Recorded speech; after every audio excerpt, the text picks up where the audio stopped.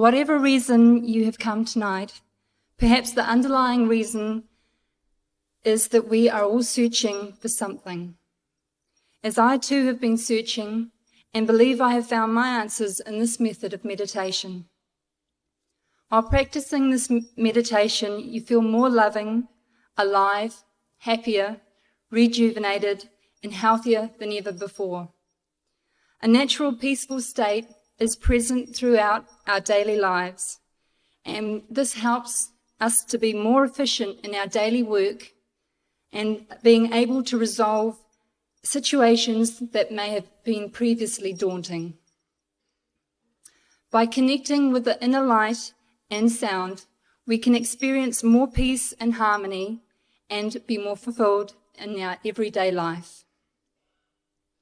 On a personal note, I have been fortunate to be practicing the Kuan Yin method for almost 6.5 years now. I feel I can do no justice with words to even begin to describe the beauty not just seen within, but experienced daily through this meditation. Such an incredible radiance and almighty energy is beyond description or words. Master Ching Hai's teachings were shared with me without binding, charge, or conditions, yet I have received so much. I am forever grateful to Master Ching Hai for sharing this precious gift of love. At best, all I can do is humbly invite you all to experience the divine yourselves. There are 2 meditation techniques taught by the Supreme Master Ching Hai, which you are most welcome to learn tonight if you are interested. The first is the Kuan Yin method of meditation. The words Kuan Yin means observation of the inner vibration. The heavenly music is mentioned in many of the Holy Scriptures as the Logos, or word in the Bible, the Nada and Shad in Hinduism, and inner sound stream in Buddhism. These are just some examples. This word or divine vibration vibrates within life and sustains the whole universe. The inner melody can heal all wounds, fulfills all desires, and quench all worldly thirst. It is because we are made of this sound that contact with it brings us peace and contentment to our hearts. After listening to this sound, our whole being changes, and our entire outlook on life is greatly altered for the best. This method of meditation is easy to learn and can be practiced by all people regardless of your lifestyle, social customs, religious beliefs, and affiliations.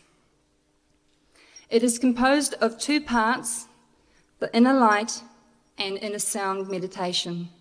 And those who choose to practice this are required to meditate for 2.5 hours each day. The second form of meditation is called the convenient method of meditation. This can also benefit you enormously. It can help you feel more at ease both physically and mentally, and to live a life of greater peace and happiness. This method only requires half an hour each day of meditation. This was developed as an introduction to meditation with the option to learn the Kuan Yin method being available at any point when ready. If anyone is interested in learning any one of these 2 meditations taught by the Supreme Master Ching Hai, following the question-answer session, this will be free of charge. Working staff will be on hand in the foyer to help guide you to the registration desks. I've come to realize that this is about developing ourselves, our souls, to a level of love that is beyond any energy I have ever known, experienced, or imagined. I figured, well, we study at school and we develop our bodies and minds. It only seems natural to me that the soul may want the same.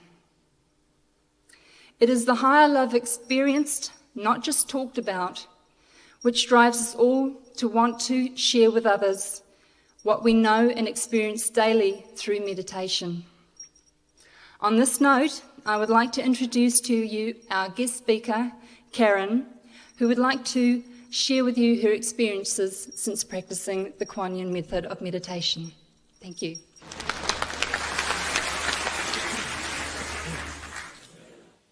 Kia ora, tatou katoa. Welcome to you all. Wow, it's great to see so many soul searchers out there and seekers.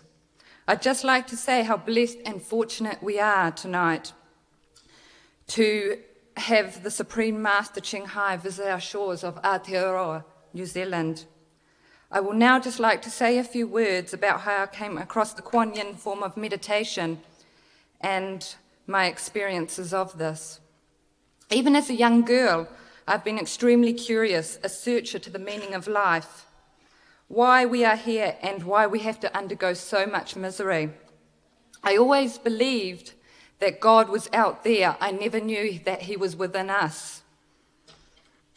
I got extremely disillusioned with the world. I travelled the world and all I saw beautiful things, but I also saw a lot of misery. So I turned to things, the material world, such as drugs and alcohol, money, things that I thought would make me happy, but, it just brought much suffering. My life came to a crossroad and I was led into the field of social work.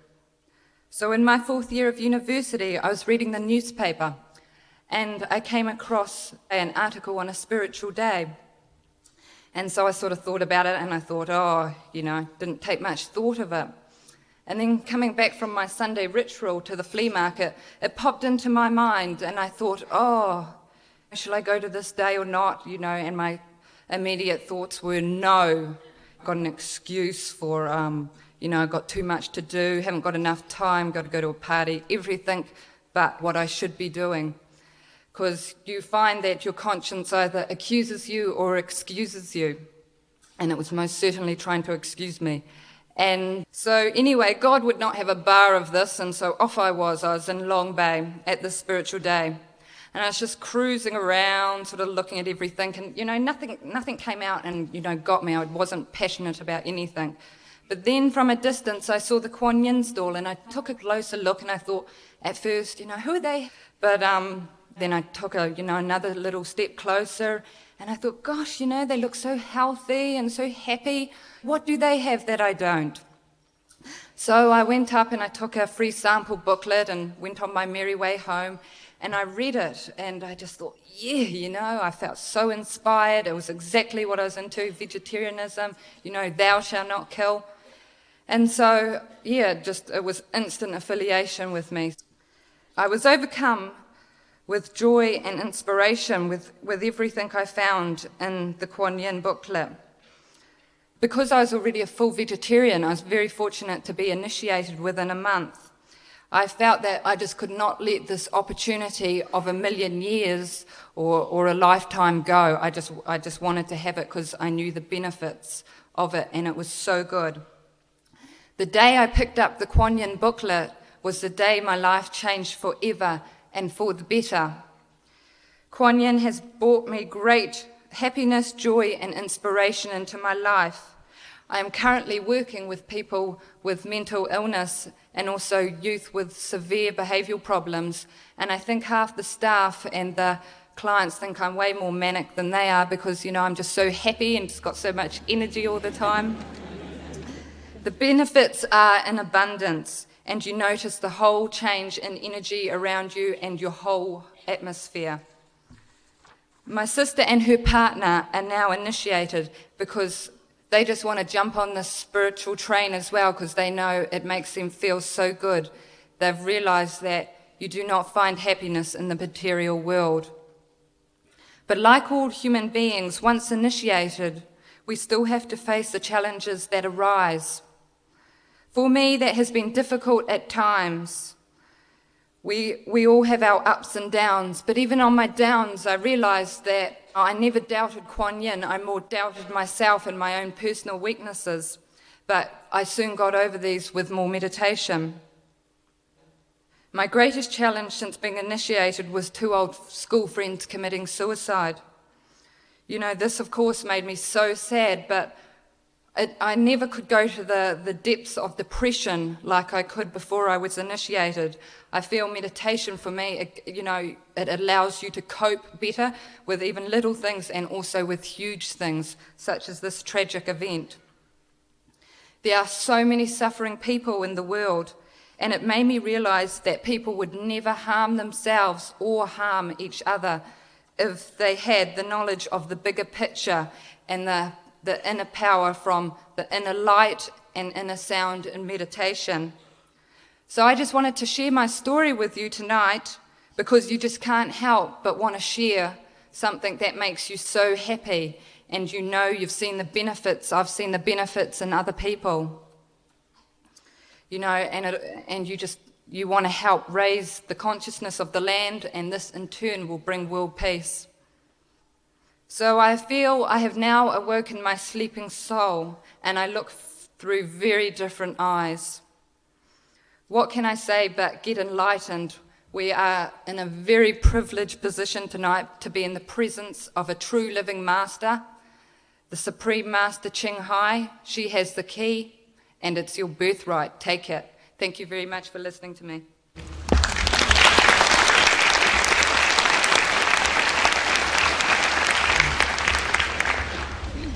Thank you very much, Karen. I'd like to introduce to you now Averill, our next guest speaker. Kia ora. I'm a bit shorter than them. Is that fine? Tēnā koutou katoa, ko Averill pō toku ingoa, no Kemureti te tauri, te matua, no Aida te aukaka te whaia, ko Nāpo inui tonu te iwi. I want to pay tribute to God tonight and thank him for sending our Supreme Master Ching Hai to our shores of Aotearoa. I would also like to thank our kaumātua and queer who are at the moment welcoming our Master, our Supreme Master, with the ceremony according to her distinguished position. I was asked to share with you my experiences as a practitioner of the Kuan Yin method of meditation. My first experience with Kuan Yin was when I attended a spiritual fair in Whangarei. There were several spiritual fairs that charged for their services, and I found one tucked away in a little corner of the stadium, and everything on that stall was free. And this stall was the Kuan Yin method of meditation. I took a pamphlet home, and for several months, Master's photo, as you can see around the stadium, kept attracting my attention. Several months later, my younger sister Lynette rang and told me about a new meditation group that she had just joined, and it was called the Kuan Yin method of meditation. When she started practicing Kuan Yin, I noticed the change in her life. She'd stopped struggling so much. Problems that once overwhelmed her became less of a struggle. And I thought, I almost missed the most beautiful thing in my life. I was given a second chance. I am now a full vegetarian. It's very difficult for me as Māori, because I used to love meat and fish. 1 month ago, I became a full initiate, something I'll never regret. My mum is 81, my dad's 82. They have both been very sick for a long time, and since they have been practicing, Master has been guiding them. She has appeared to them in dreams, has looked after them, and even helped them heal themselves, spiritually and physically. We laughed once because Mum said that they were so worried they went to the doctor to see if they were well.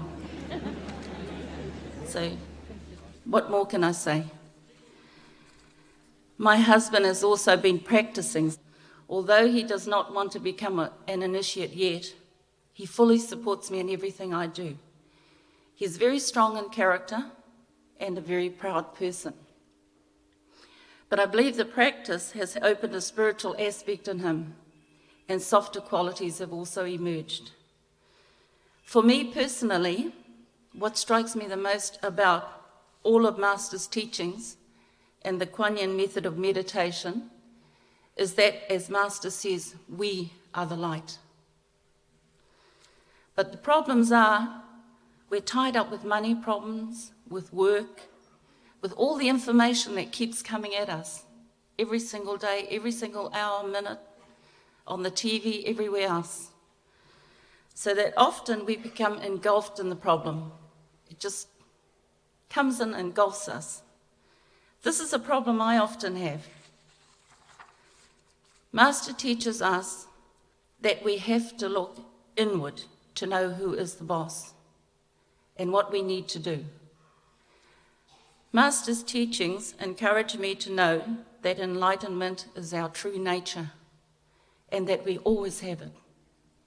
And if we have a way to recognize it, that it will always be there.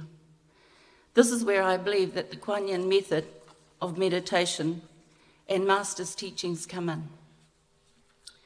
I have searched for someone to elevate my consciousness or wisdom to such a point that whatever problems or challenges I encounter in my life, I will be able to use wisdom to resolve them.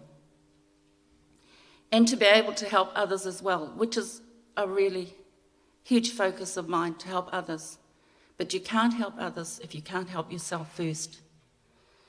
Since practicing this method, Master has done this for me and more. One of the things I like most is the promise Master has made to all those who follow her and her path and her guidance with diligence and sincerity, and that promise is that she will always be there for us, and that once connected with her, we will always be connected, no matter where she is in the world. And I can tell you that it's true. I want to thank Master for her purity and infinite love and wisdom, and for being here in Aotearoa, New Zealand, to share it with us here. And I want to say to you all, have a good look at it. Kia ora, tēnā koutou, tēnā koutou, tēnā koutou katoa. Kia ora.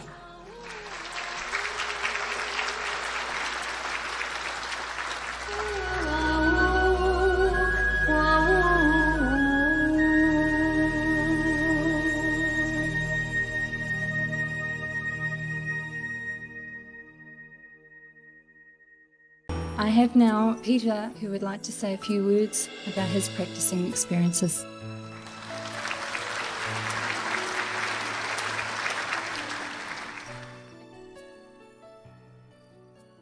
I have started the Kuan Yin method almost a year ago.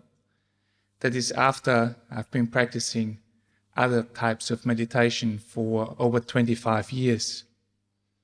Having had a chance to practice other meditations, the Kuan Yin method brought for me a level of enlightenment which I have never had before.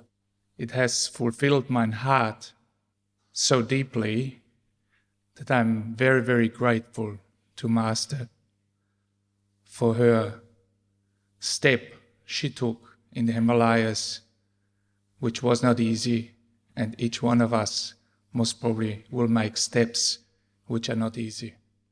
It has changed my life, so much so that I had a library of over 3,000 books at home of various spiritual practices.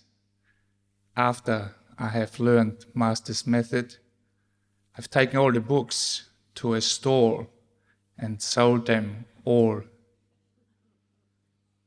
And I thought maybe some of them might be helpful to others, so I sold each book for $5, and almost all of them got sold. I have a family. Myself, I'm from Austria, and I live in Australia. I have 4 children. 2 of them are already grown up and have left home. My family life has changed dramatically through the Kuan Yin method. I became a much more easygoing father, as my children say. having been before quite strict.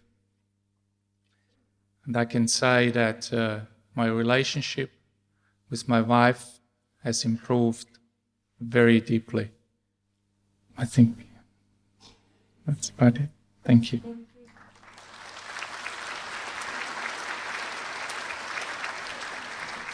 Thank you very much, Peter.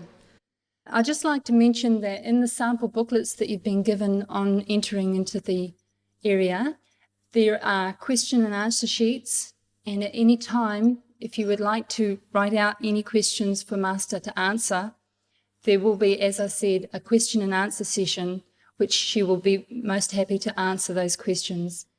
There will be ushers available who will be able to give you pens and papers for you to complete that information. I'd like to invite Avril up. Apparently there's a pulphery going on out the front, which is for Master Ching Hai. When you become a full initiate, you realize that Master has taken a lot of what we call karmic lifetimes away from you. I'm not going to explain it because I'm still new. I'm only a baby. And so it was very difficult to arrange, and I'm not sure how they went because, as is traditional with us as Māori, it was handed to one of our male initiates to finish off. And I believe that that's what they're doing at the moment in the foyer, welcoming Master, our kaumātua and queer. And we hope to also have a culture group come in with her. And I'm not sure what culture group we've got coming. So if you would bear with us for a moment, it shouldn't be long and they should be here. As is customary with Māoridom, we like to take a long time to do things. Kia ora.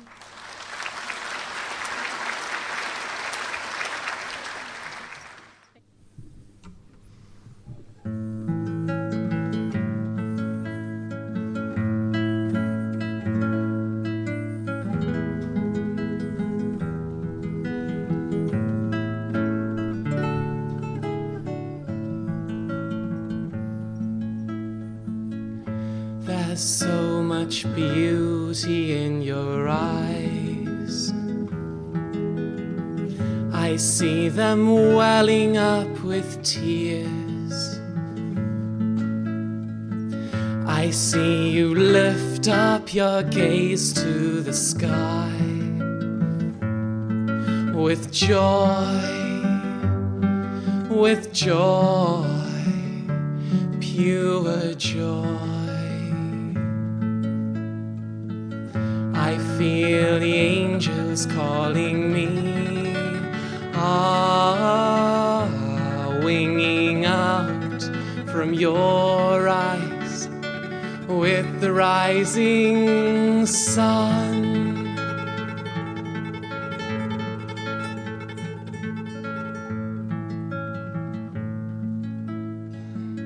There's so much beauty in your smile.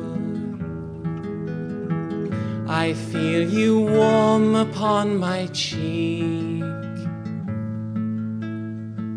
I feel you bringing down your shield with trust,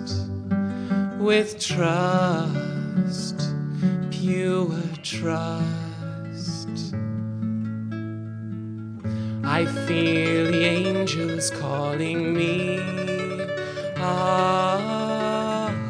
winging out from your smile with the rising sun.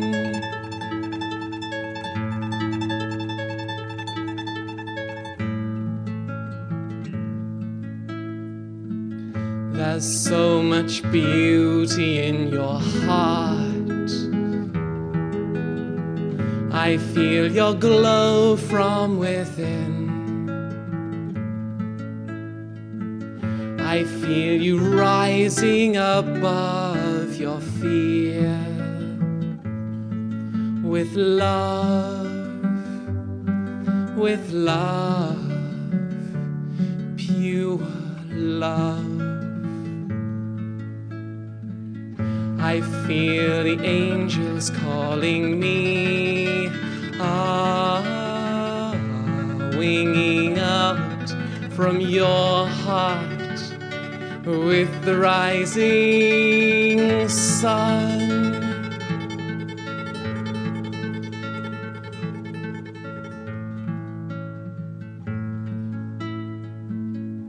There's so much beauty in your soul. I feel you everywhere I go. I see your spirit light up this world with peace, pure peace.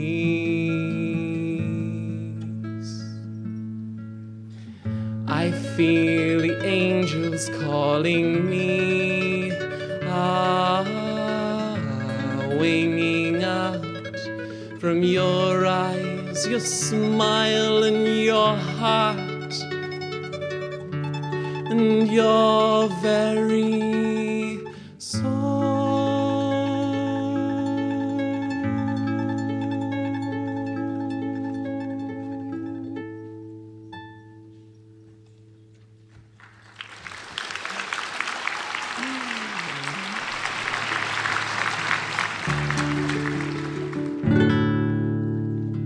Is it really you?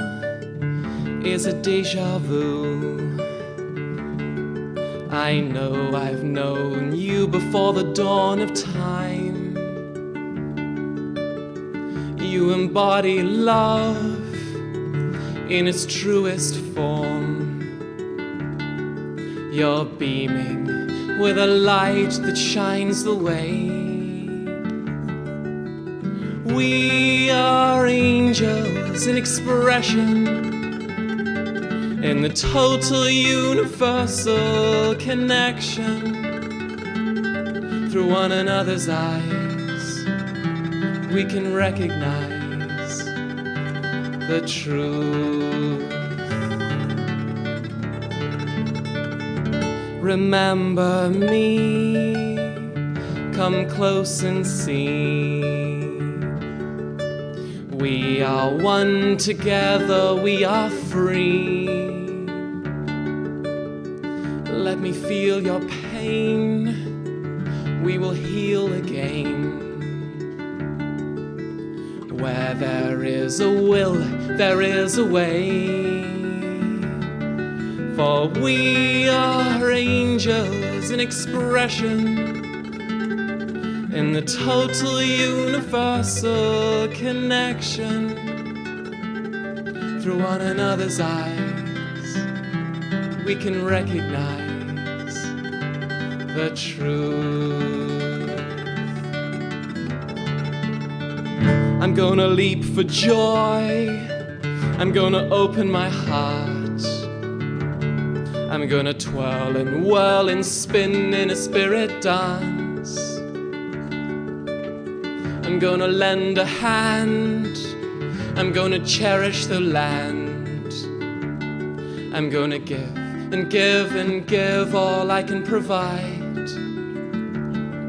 For we are angels in expression, in the total universal connection. Through one another's eyes, we can recognize the truth.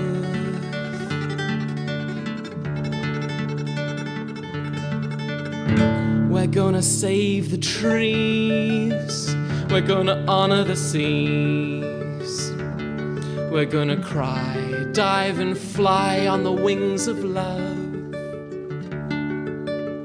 We're gonna heal the world, we're gonna walk in peace. We're gonna share and share and share and bring release. For we are angels in expression,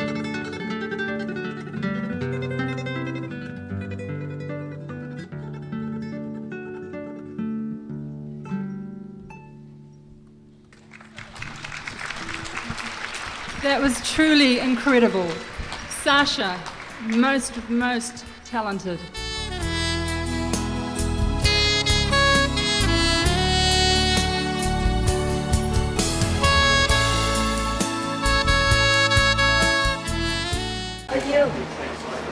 How are you?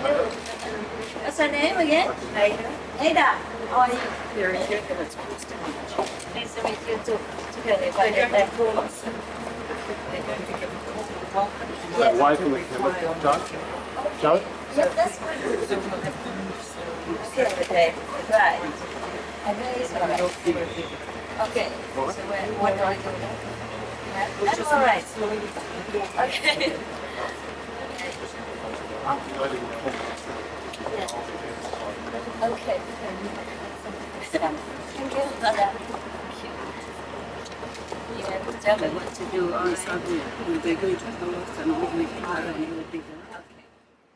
A group of Maori people outside the venue performed a traditional pōwhiri ceremony to welcome Master to New Zealand.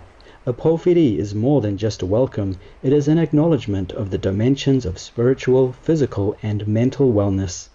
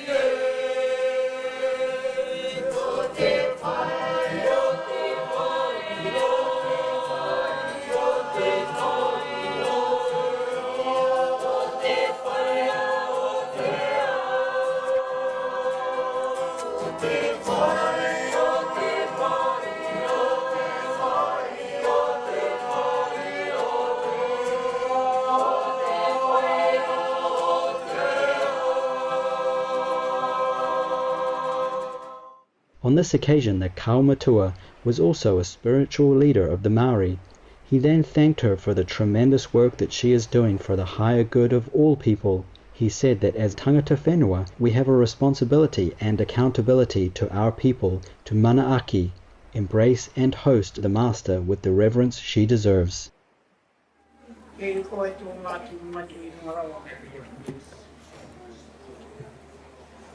Ke tia hati e koutou i koutou ingoa, tini a koutou pā. Tēnei pō, ko tai mai tini a koutou pā.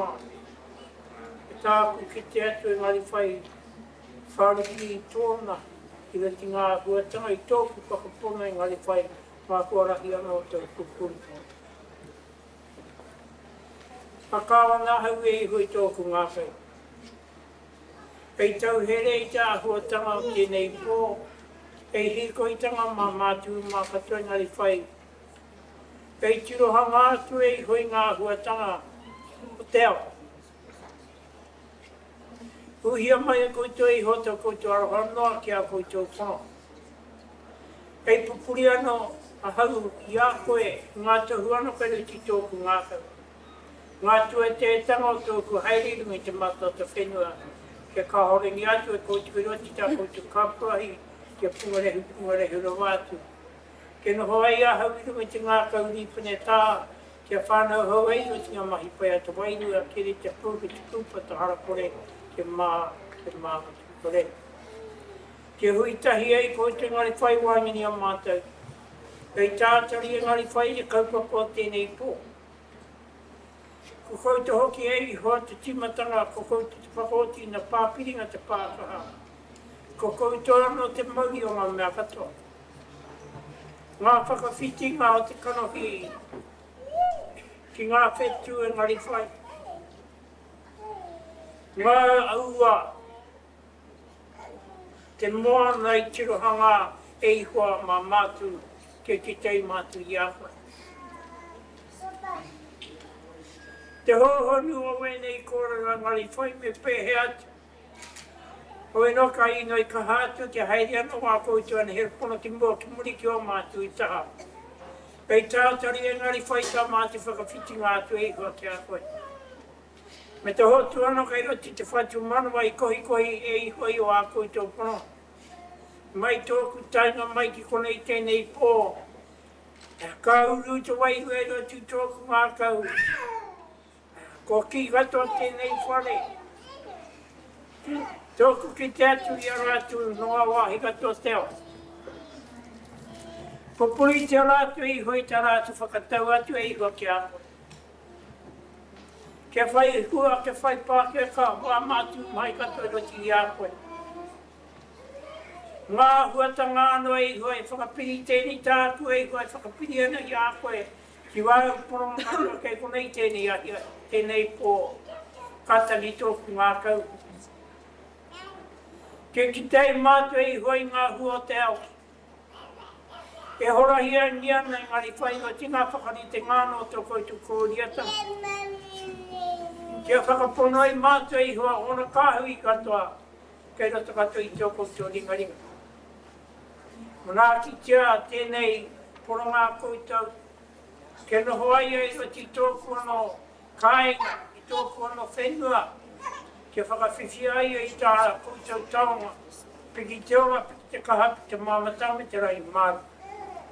E kāhui haere tia koutou i hoa e nei kōrero katoa kia koutou poronga i manaki e tēkia mātu i te roa ngāke o tēnei pō.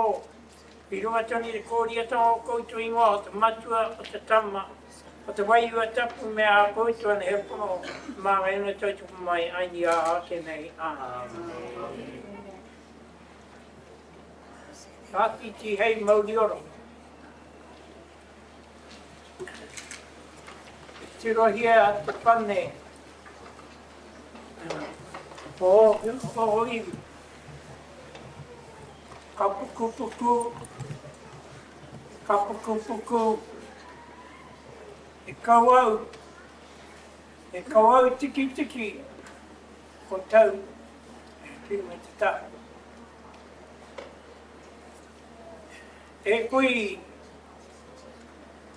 Tēnei ka hotu tōku whatu manawa. Tōku rongo atu. E haere mai ana koe ki roti tōku whenua. No reira ka hari ka kōtō ku ngā kau, ngā tini kōrero. E mōhi ona hau ko utane e o ku mātua, o ku tūpuna te āhua, ka haere mai te ao ki hona. Mea mea ka ko koe kei roti e rā kōrero, ka mihi atu ki a koe haere mai, haere mai, haere mai. Haere mai hono mai te āhua, o tōku hia hia, e pūranga tia e koe tāu, e rapu ngena e tenei. Ke kake ai tāua, e rungi oku maunga. Ke kaukau ai tāua, i oku mora. Ke ahei ahau te raparapa atu, ngā one oku mātu oku tupuna, ki rungi o rekereke. E māma haere, i tau haere. Kūru mai koe ki roti tōku whenua. Ngā kōrero i whakataungia e wāku ta mariku. Kia hono mai ai koe ki roto i tēnei whare. Kia pupuria hau te tāngo tā tēnei whare. E mihi atu na kia. Kia whakaputai te ai hau ngā kōrero. E ahate hau e wāwāra, e wāwāra. E tuaraki, e tuaraki. Nā nei o mai te puputara te uta e tika nā e au te kosi. O te kaupapa o whakarite a mōka. Haina te oku mātu oku tupuna tahi pepa. Kia mai!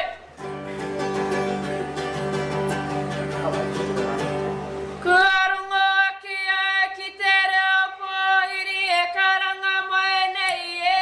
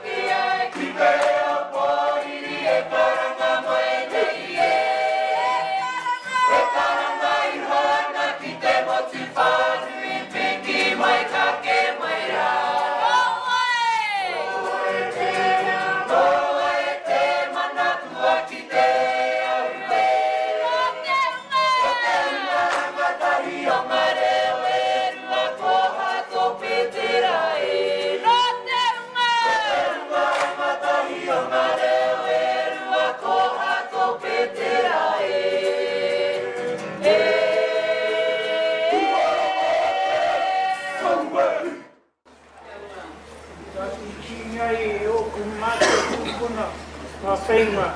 Toi tui te whenua whātu ngaro te tangata. Tuana te rawa ni maunga ko rātu ka haere te mamate, haere. Kia koe kui, kia koe hine, koe ko tau tia koe I tēnei ahi. Whirunga I tēnei o tātu whare, tēnei o mātu whare. Hopu tōku ngākau, koe tai mai te hongo tēnei koe. Wāriki ngia mai I tōu mahanatanga whirunga I tōku iwi. Ke noho tahi ai tāua, mo tēnei wā ka hoki ai koe ki tōu whāngi, a mihi whāngi ki a koe. Te tātu mahata, tēnā koutou, tēnā koutou, tēnā tātu. Thank you, friends and family. I speak for all my brothers and sisters of the Kuan Yin family. Thank you very much for your warm welcome into the land which is yours. Thank you very much for the building in which you've allowed our family to grace you with. And thank you very much for bringing your ancestors here with you as they walk with us always. Oh Lord, my God, oh how I awesome wonder, I hear the sound, my Lord, that I recognize as your calling.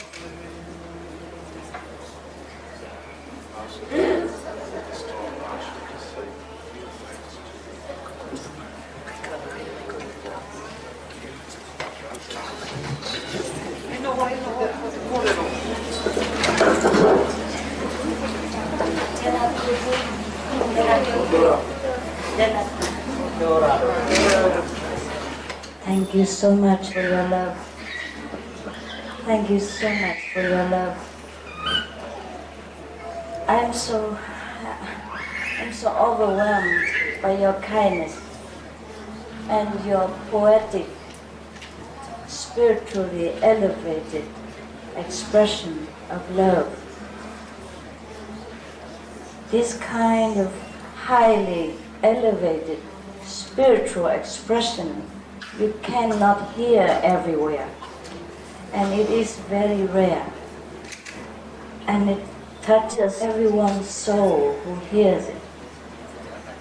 I wonder if all of you are poets, or perhaps you are saints. You need to translate? You're the saint. No, they can understand English. But their language is so beautiful. Maybe you should say it.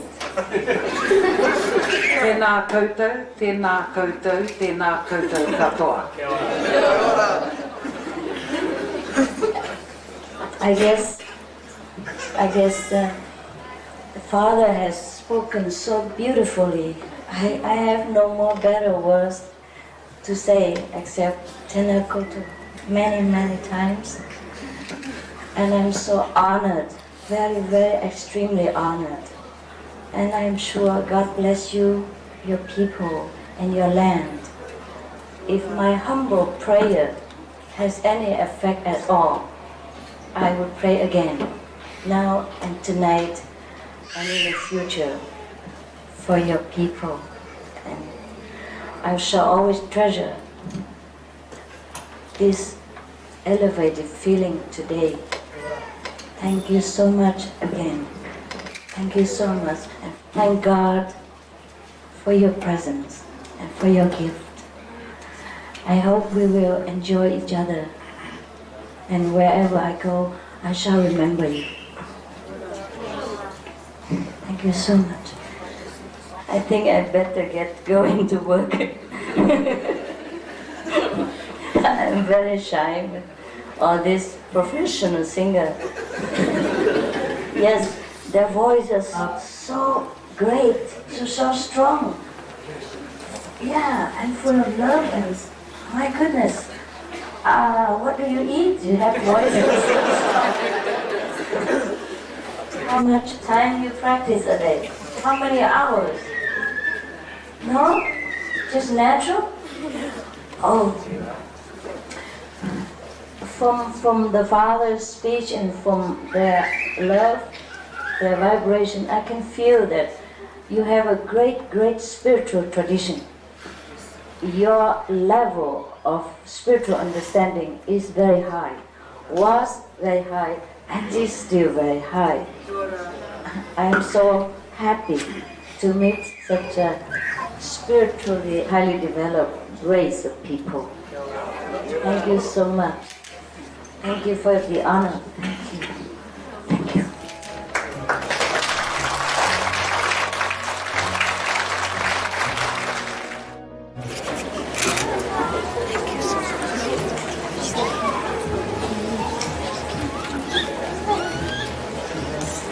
Welcome to New Zealand.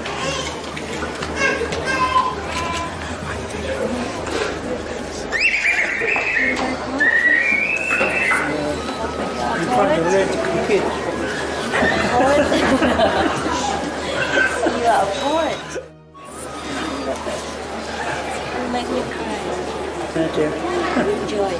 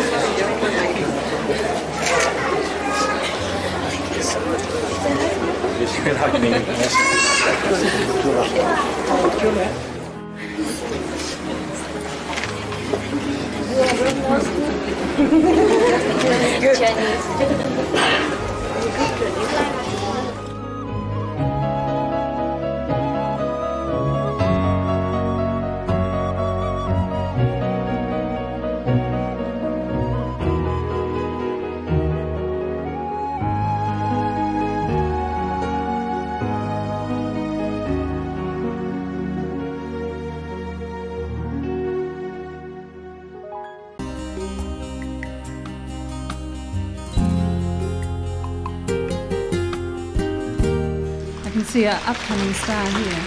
Thank you very much for your patience, ladies and gentlemen. I'm sure you're all waiting to hear the divine words from the Supreme Master Ching Hai, who is now in the building and walking down the aisle. Ladies and gentlemen, if you could please put your hands together for the Supreme Master Ching Hai.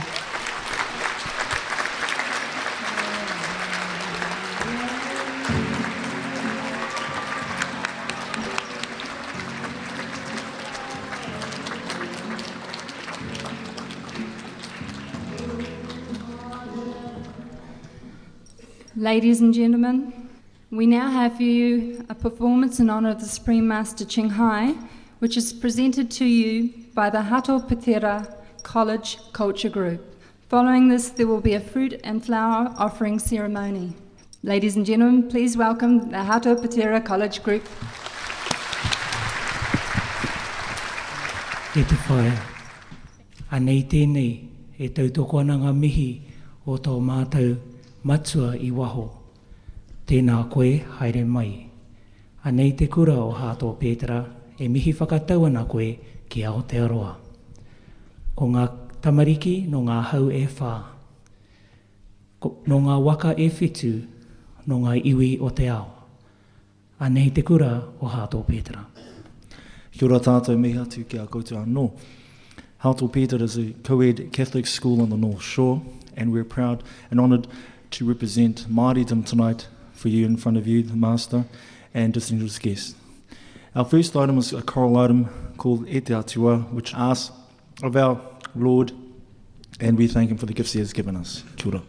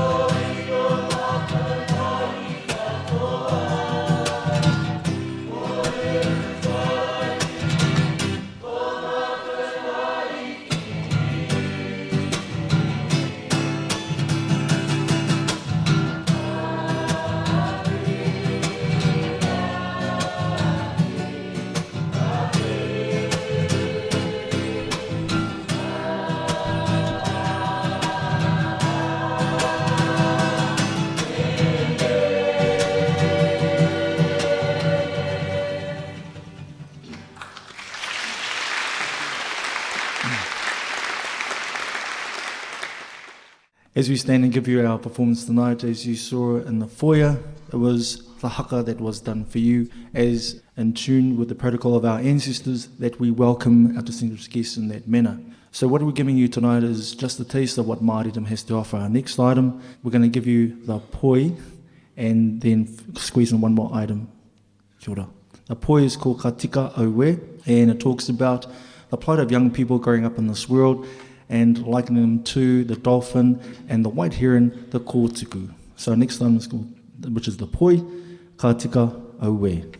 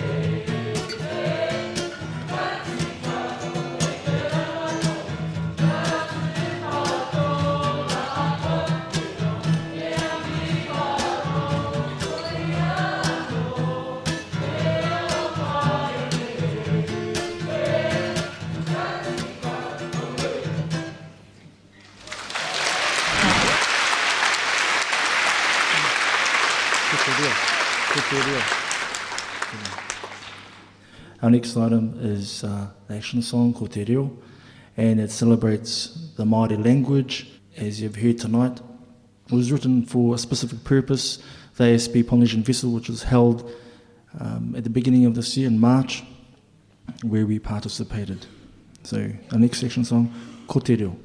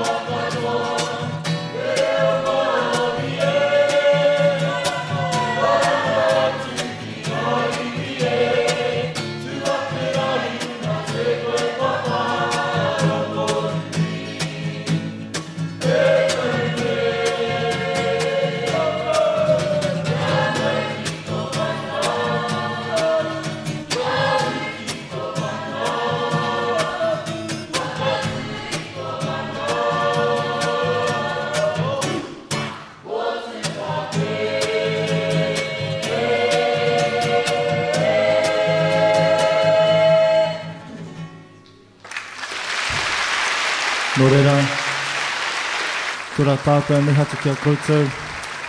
That is our bracket for tonight. To again to our honoured guest, the Master, he mihi nui, mihi aroha kia koe, kia koutou katoa e te rangatira.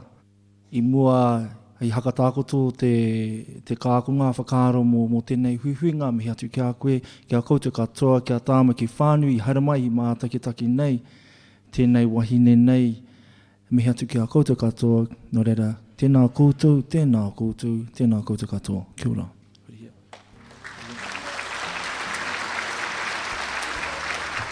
Thank you very much, the Hato Pitera College Cultural Group.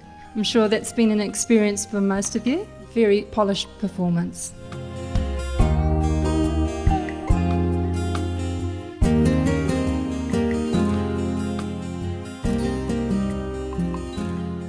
I'd like now to invite the Supreme Master Ching Hai to the stage, where we will ask her to speak some words to you, and then we'll have the fruit and flower ceremony to begin.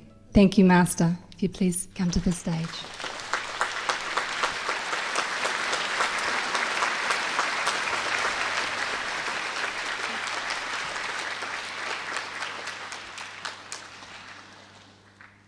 Tēnā tuku, thank you so much. God bless you.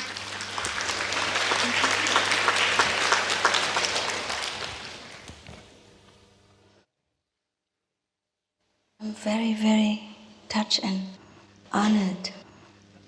Thank God for giving me this chance to visit your beautiful land and getting to know your beautiful races of people.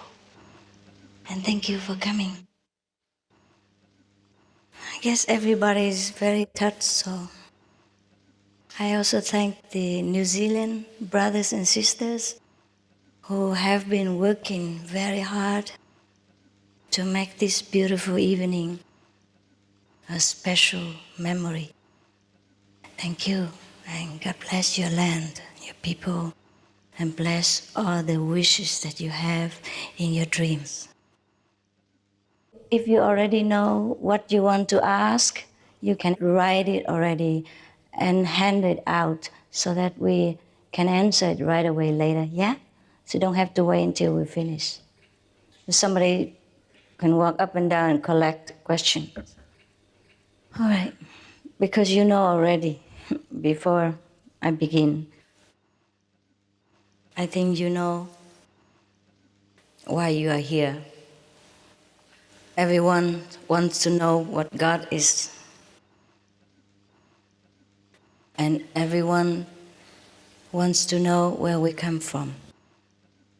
And that's the reason why we came here, actually. There's a reason why we came to this planet, the so-called planet, physical planet. Even though, at the same time, we are connected with heaven and spiritual planets, if we call that. But because we have forgotten the connection, so many of us, or most of us, have just recognized this physical presence and this physical life we call human life. In fact, we are not just human. We are also spiritual beings. We are highly developed beings. At the same time, we are living here. We are also living in different levels of consciousness.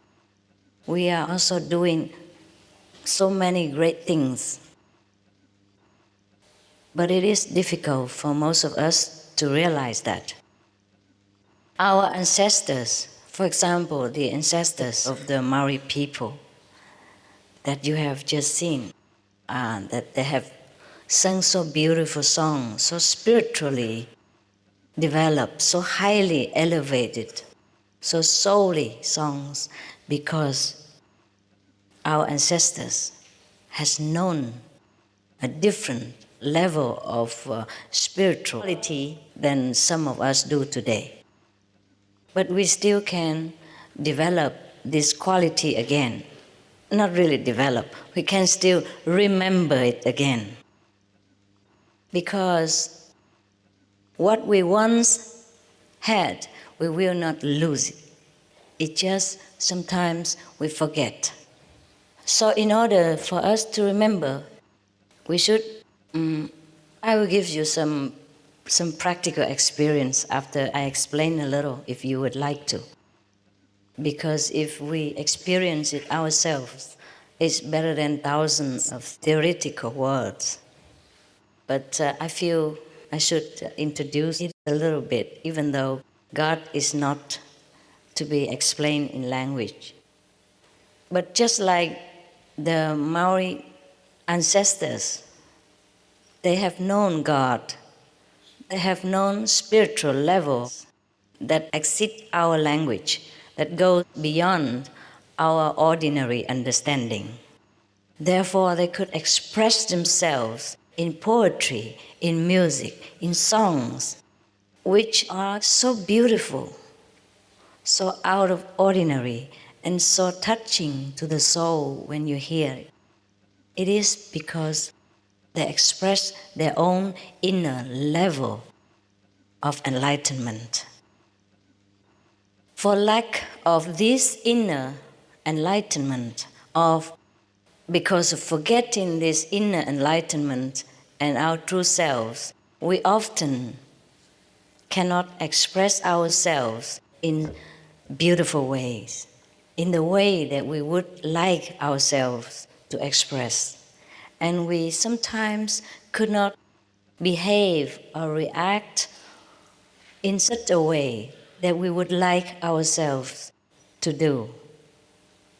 It is because we have forgotten the inner connection. We have forgotten that our lives, our so-called being, is greater, longer, and higher, and more multiple faces, multiple qualities, multiple expressions than just this physical being that we know ourselves to be. We have forgotten that. For example, the whole being here is me, like from head to toe. Yes, the whole being. I'm not just the toe, I'm not just the finger, I'm not just the forehead. The whole being is me.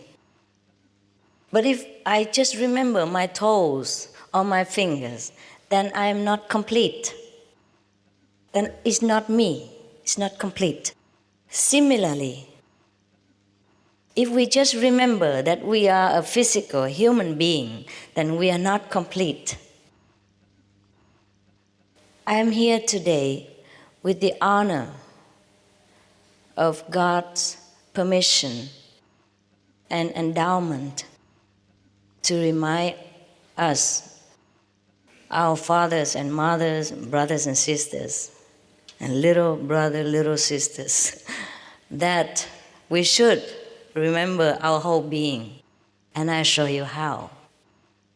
It is very simple to remember. More simple than breathing, more simple than eating. Breathing, sometimes we have difficulty. If we have a blocked nose, we can't breathe. Eating, if we have indigestion, we can't eat. Or if we don't have enough money to buy food, we're also in trouble. But spiritual wealth is always there. We always have it. It's just we're too busy looking at outside, remembering our physical body, taking care of too many mundane duties. The world makes us very, very concentrate in the physical and material aspects that we have hardly time to remember our 99% of our being, which is higher, greater, more powerful, more miraculous, more wondrous, more everything, more holy, more divine, more beautiful, more happy, more blessed, more blissful. Everything that is godly, that is us. All the teachers have come here, they told us like that we are the temple of God and God lives here. God lives there. So all we see here is God, or at least God's manifestation individually, differently. But we have forgotten that God quality, that God's nature of ourselves, and we just remember this small part of our being, which is the human side of ourselves. Just like because I like this ring so much, I keep looking at the ring and I just remember this finger all the time, and I forget everything else about myself. And this is not how we should do it. So that is why we don't know God, because we have forgotten to look where we should look. That is all. That is why we often tell people enlightenment is immediate, because you're already there. Suppose that I'm sitting here and I'm looking at the finger now. How long does it take me to know myself? If I don't look here, how long does it take me? 1 second, right? Not even. Okay, as long as I don't look here, I remember again, here I am. All of this is me. Yes. It's very simple. Therefore, no one is your teacher. I'm not coming here to be your teacher. Because you are already divine. I have also forgotten. At the age of 3 or 4, we begin to forget. Sorry, my English is getting rotten. You see, even English I've forgotten. Because I speak so many languages every day, the Chinese, the Vietnamese, sometimes German, sometimes French, everything, and I forgot English also. Similarly, I even forgot Vietnamese. Yes, I don't speak as fluently as when I was in Vietnam, and I don't speak Chinese as fluently as when I was still in Taiwan, because we're out of practice. Similarly, if we do not try to remember the great being that we truly are, then we will forget. And that's why it is very easy to forget, and also it is easy to remember. I'm coming here to remind you of the good news that I have remembered, that I have remembered myself. So we can all remember anytime we want. And should we choose to stay in forgetfulness, this is also fine. It's also fine. Because you are divine. You are God. I'm sorry if I might shock you in any way, but that's what you are. If you don't believe me, look back in the Bible, and the Buddhist scriptures say you are the Buddha. Buddha nature is inside you. The Bible says God lives within this temple. So who is in there? Who else except God? If we are only the temple and God is the only one who lives in there, who are we then? Except we are God. Okay, we don't remember, fine, but we still are God. So whatever we choose to do, the God of all gods that we are, respect that. The Father of all of these beings, which we are, respects our wish and our choice to live, to express our divine selves in whichever way we want. That is why Jesus told us we do not judge people, because we do not know what is the path that being has chosen to walk. He does his things so that he might come to know God in a different way. He might choose to be a seemingly bad person. He might choose to be a seemingly very lowly person. He might choose to be seemingly a very so-called immoral person. But that is his way of knowing the divine. By choosing to be ungodly, he will one day know that this is not him. he has to go back and learn that the whole being again. Because if we always stay in heaven and we are God all the time, we will not recognize ourselves as God. So we need to lower ourselves. For example, come down to this physical level so that we can once again recognize the greatness of ourselves. And that is our choice. And that's why we came here. So the answer to our question, why are we here, is because we want to know God. So when we feel that the time is up, it's a time that we choose to remember ourselves again. That is the time when we come to seek out spiritual friends, spiritual groups, or maybe spiritual teachers, as we call them, so that we can remember quickly, because we have forgotten how to remember and where to look for. So some friend who has already remembered himself or herself may be able to help us. And then we recognize that we are nothing else but the Supreme Being, but God. We recognize the Supreme Being that lives, that is housed within this body. But actually, He is not housed within the body. He houses our body. But then again, because spiritual terminology is never a very exact science, so no matter how much a teacher tells us about God, how eloquently a spiritual friend might express about the divine being within ourselves, we cannot just understand by listening. So the spiritual friend or a teacher or the guide or a friend have to show us practically, not just theoretically. For example, when Jesus came to our planet, He taught His disciples both ways, theoretical way and practical way. And that's why later His immediate disciples could also do wonders, could also see heaven, could also hear the voice of God, the word of the Creator, could also see the light of heaven, could ascend to heaven and even see the angels or see the Father. The Father spoke to them, like Father spoke to Moses, and the angels also spoke to them. Likewise, we could do that.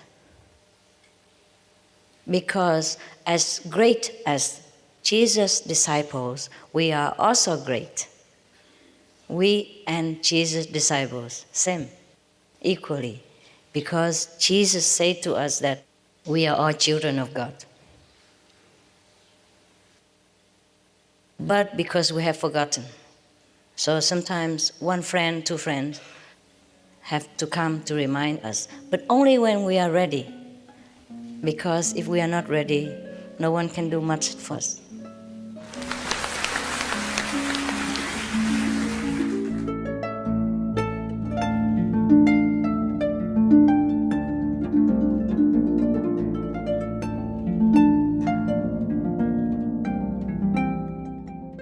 You would like to ask me some questions now, or you want to have a glimpse of heaven? How many heaven? How many? Okay, fine. Okay. It's very simple. I will show you. But the work is yours, okay? I can only show you, but you must work, right? I cannot work for you. It's a little bit not very quiet here, but I have shown you. You come home and do it, okay? You will enjoy. Okay, you have any question? Okay, bring the first ones. I'm sorry because of shortness of time, but you could do this at home, yeah? Have any one of you seen some lights at least? So quick? Yeah? Have you? Raise your hand. Later, oh yeah, thanks, that's good. Wow, that's good just for 2 seconds. You're quick. You're very pure. That's why. Very pure in such a not quiet environment, and just 2 seconds you still can see. I told you, yes, we can get immediate enlightenment. Some of you see some heaven scenery or not? Yes? Raise your hand. Yeah? Oh, that's cool. That's cool. Okay, questions, please. In the last days, many false Christs will appear. Again? Showing great signs and wonders so as to lead, if possible, even the elect astray. How, without being initiated, can one tell whether you are true or false? You can't. You can't tell whether I'm true or false, so it's up to you. Thank you. You're welcome. Of course, but there are some little thing that you can tell. For example, not because of me. If you meet a master, you immediately feel something, all right? Or you don't. Either you feel something good about that person or you don't. We do have this intuition. Even sometimes we see a stranger in the street, we feel like, oh, yeah, she gives me good vibes. She's lovely. She must be a good person. And some person we just see for the first time, we feel we don't want to talk to that person. We're a little scared. Yes, we have this intuition. Or else we come home and pray to God, please, God, let me know who's the good one. Yeah? And then you follow your heart. No one else can tell you. Yeah? You can only tell from outside, but inside you cannot. Unless you go into a higher spiritual level, then you can see me like a mirror. But from human to human standard, you cannot see anything. I'm not here to prove to you that I am good or bad. I'm here to tell you that you are great, you are good. And if you follow my instructions, you will feel, you will see, you will know that you are great, you are good. Forget about me. I'm good or bad has nothing to do with you. Just so that you feel good, that's all. Yeah? You feel that you're great, that you know God. And suppose you don't feel like that, you can always leave. I don't charge any money. I don't follow you to your house. I don't call you at all. I'll be gone tomorrow. And you'll be lucky to ever catch me again. So don't worry if I'm bad or good. Follow your instinct. Learn to know, to remember your greatness. That's what I'm here for. Not here so that you think I'm great. Okay? That's a different question. I'm here to show you that you are great. Yeah? And if you want to know your greatness, then just follow my instruction. Not follow me. Follow my instructions. Yeah? Okay? Should our children be vegetarians too, Master? Thanks. Yes, because children also have souls and they're also God. So if they wish to be, that means they're okay. We can talk logically and reasonably. And if they want to, they can be, they should be. Because children who are vegetarians are very healthy. Hey, look at me, I'm pretty. No, I'm kidding. Look at her, she's so beautiful. She looks like a movie star and she's vegetarian, no? Is she not beautiful? Yeah. Our fellow initiates, when they are pregnant, the babies are vegetarians from the mother's womb already. And when they are born, they are the most beautiful babies if you compare to other babies nearby. They're born pinky, healthy. And other children, sometimes they're born blue and, purple. Yeah, really. No, you go and take a look at newborn babies. Sometimes they're so blue, so dark, but our children are always born pinky, healthy, and cry the loudest. Yeah. This next question's playing a game of blankety blanks, asking you to fill in the rest of the sentence. Can you please explain what should be the aim of human life we should meditate to achieve? And that's the question. The aim of human life is to know yourself, to know that you are God, that you're connected with God. Yeah? And we meditate in order to calm this busy thinking mind so that we can recognize the true self behind this mind. Just like to recognize the driver, not the car. Yes, sister? I would love to know the truth. However, it seems strange to stop drinking wine, etc. Oh, whereas, then she goes on, whereas all the cakes and white sugar products are as harmful. I always experience that it is more important to have a real thirst. I just want to know what to put first in every moment. What to put what? What to put first in every moment. What should be the first? What is the priority? Yeah. God is the priority, not the wine. Okay, you bargain all the time. You like to know God, but you like to enjoy all these poisons. I don't know why you like wine so much. All this alcohol has been proven that they're damaging to the brain cells. They numb your nerves. They make you less intelligent and impotent. Shh. If you like to continue drinking this kind of poison and pay a lot of hard, sweating, earn money for it, welcome. If you want to know God, forget that. Yeah, it's just a little wine compared to great heaven and the whole universe. They are better than wine. Stuff are better than wine. When you meditate and you are in ecstasy, it's better than getting drunk and hangover. Really. Next one. Would Master please enlighten us as to the spiritual path of animals? Do domestic animals such as cats and dogs choose a situation in life which will assist them spiritually? Can they achieve supreme enlightenment? They will in their own time. Animals are great friends of man. Sometimes a dog, a cat can teach us wonderful, unconditional love lessons. So they have chosen to be animals. So for us, for our sake, we should love them, assist them, and take care of them. And whenever they attain enlightenment, that's their own choice. They will get there whenever they want to. Okay? They know. I have always talked to Kuan Yin by talking to the stars, but I always believed I was talking to a goddess, as I'm a spiritual person, not religious. What is the difference?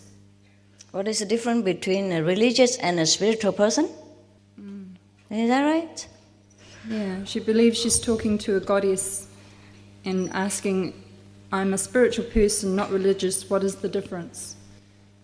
With regard to the Kuan Yin. I don't really know. I think we look in the dictionary, see what's the difference.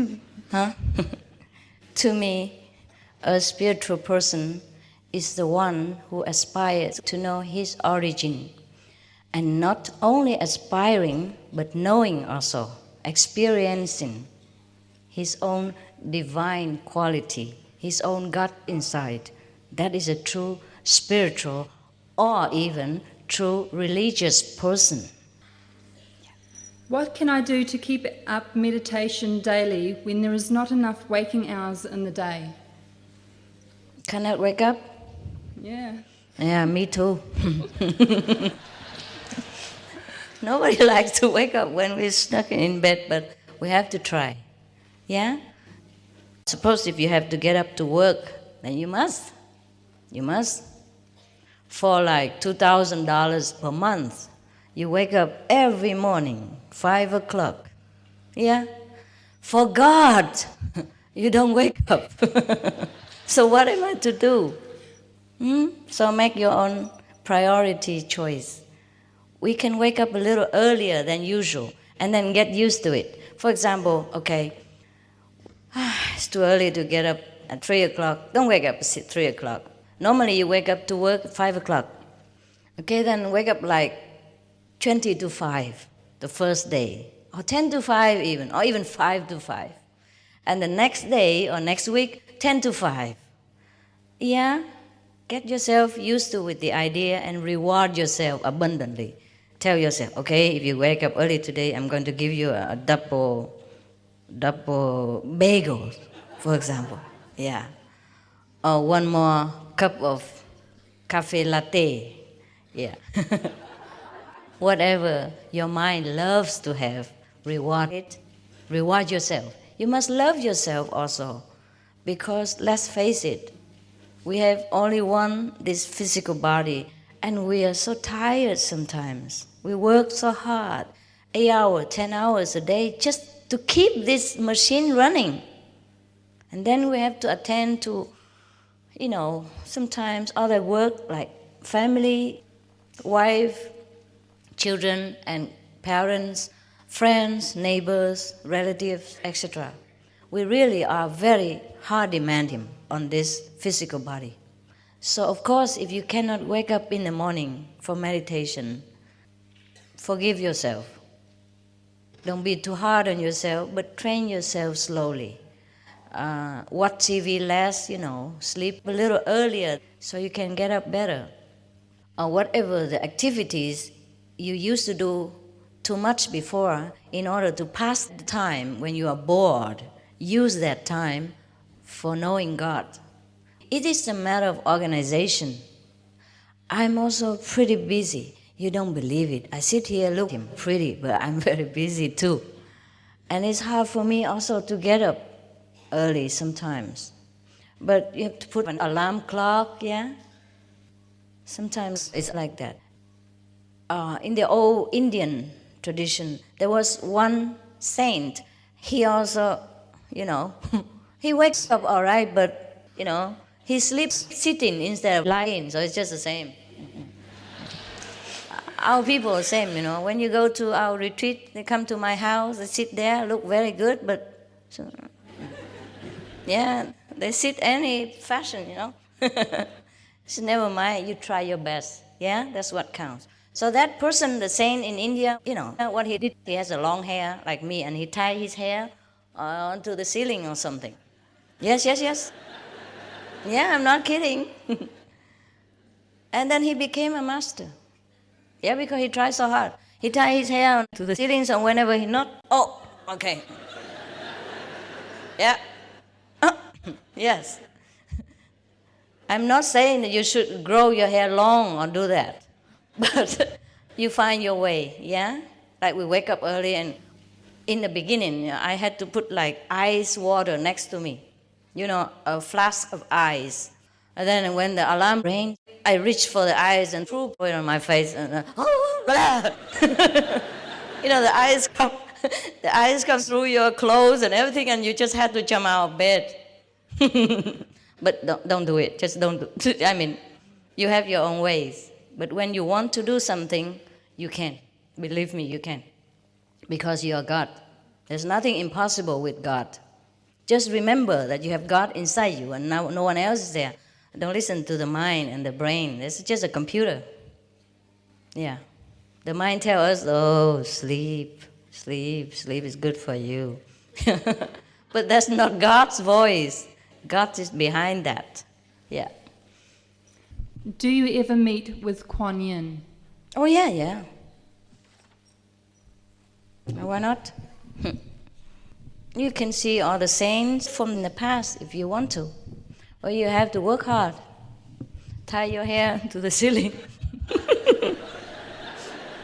Now you know why many yogis in India, they have long hair, huh? Yeah? As we are spiritual beings having a human experience, we are a perfect innate expression of life. We are already divine. If God is everything without duality, then everything we are, everything we do, is an expression of God. So do we need then to do nothing, just to be without reward? Oh, that's fine. That's fine too. As I said earlier, you chose to be what you want to be. But there are many aspects of God, you see? God is a total sum of our being. Yes? So if we want to say that we are God. Of course we are already God. That is for sure. But then go back to the finger. See?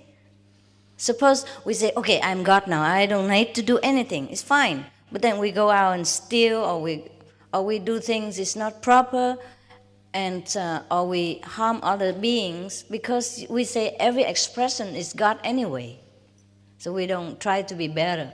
We don't try to represent ourselves in all the aspects of divine quality and just concentrate on one point and do the physical things. And in that case, even though we are God, we have not the whole complete quality. We have not expressed ourselves in the whole complete way. So that is the only difference. Once we know the whole thing, the total sum of God, we act differently. We don't just look at the finger, we know the whole being. And that is different. If I just sit here and look at the finger, I look different, you know? Why, my God, nice finger. Yeah. But when I know my whole being, then I stand up, I walk, see? I sing, I embrace people, I greet people with love, I write poetry, I play music, yeah? I go swimming. I do all kind of things, which is the whole being would do, you see? But if I keep looking at one finger only, I still have the whole being here, but it's useless. See what I mean? That's the difference. That's the difference between knowing the whole being of God and just saying, okay, whatever I do is God anyway. Yeah. But of course, you are divine already, so you choose what you are doing. I'm just answering your question. The next question is in two parts. Where in the Himalayas did you learn your spiritualism? Oh, that is a secret. What guided you to go there? My inner self. I was blindly in love with God. I would not advise you to go there because you might not come back. It's very dangerous places where I went. I have talked about that some time before, I remember, right? So maybe you just search out for those tapes or something and listen, okay? Dear Master Ching Hai, would you please explain ghosts to us? Ghost? And then asks, do you believe in them? Oh, I'm scared. Do you see ghosts? Any one of you see ghosts? Raise your hand. Oh, what do they look like? Huh? Great? Then they are not ghosts, they are angels. Okay, what she mean, the person who asked mean the ghost was scary, right? Okay, there are different levels of life, as I have told you before. Even us, we are also part human, part ghost. But we only know that when we die. Actually, there are just different levels of living. See, for example, here we live as human beings. There's others live as worms and ants. And in other level of consciousness, they don't live with this physical body. They live with an astral body. And some people who die live within that astral body, which looks exactly like his body right now. So sometimes he thinks he's still a human being, a physical being. So he comes and talks to people. He tries to throw tantrums because nobody listens to him. Nobody even knows that he exists. He goes through people, goes through walls, and he talks to everyone, and he tries to get back his possessions and his loved ones. And he was very frustrated sometimes, and then he scared people. He used all his spiritual might to manifest in something, and that's when we say we see ghosts. Yeah? Otherwise, there's nothing scary about ghosts. And these so-called ghosts, after some time, they will realize that they're so-called dead. Meaning they don't have physical body anymore, and nobody understands them anymore. Then they will begin to also turn inward or seek help from angels, or some beings will go take care of them. It's like police in our planet. Yeah? And then they will be gone somewhere that they belong. Like maybe go to heaven, maybe go to lower heaven, or higher heaven, depends on their merit and their understanding at that time. How many times do we need to come to this planet before we become enlightened? And where do we go when we are not in a physical body? We come as many times as we choose to come. We choose to come. Yeah? For example, there are some people who are supposed to die already, but then some relatives are crying and loving and needing them so much, they come back to physical life immediately. That's a reborn. That's a resurrection. And sometimes we go to heaven already, but we like to have the human beings experience again for our own pleasure or our own development. And sometimes we come back because some loved ones are still there calling us and wanting us to be with them. And we choose to come back. Yeah? And if we have not realized God in a physical body, sometimes we choose to come back so that we can realize God on a higher level.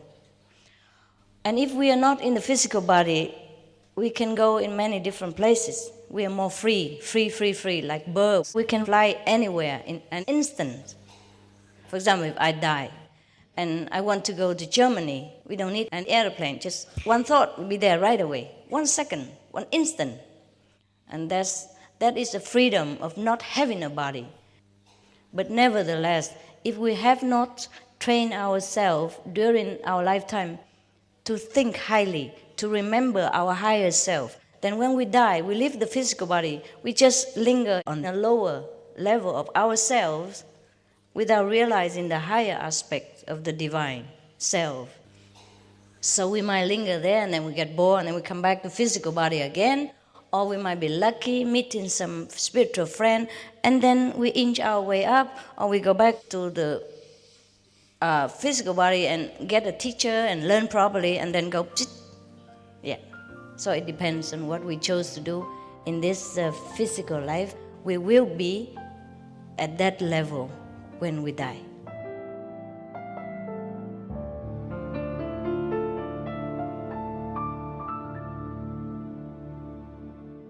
How do the real spiritual experiences in meditation differ from my own fantasies and visions created by my imagination? It could be that you think that you are imagining, but imagining is a daydream. It's different.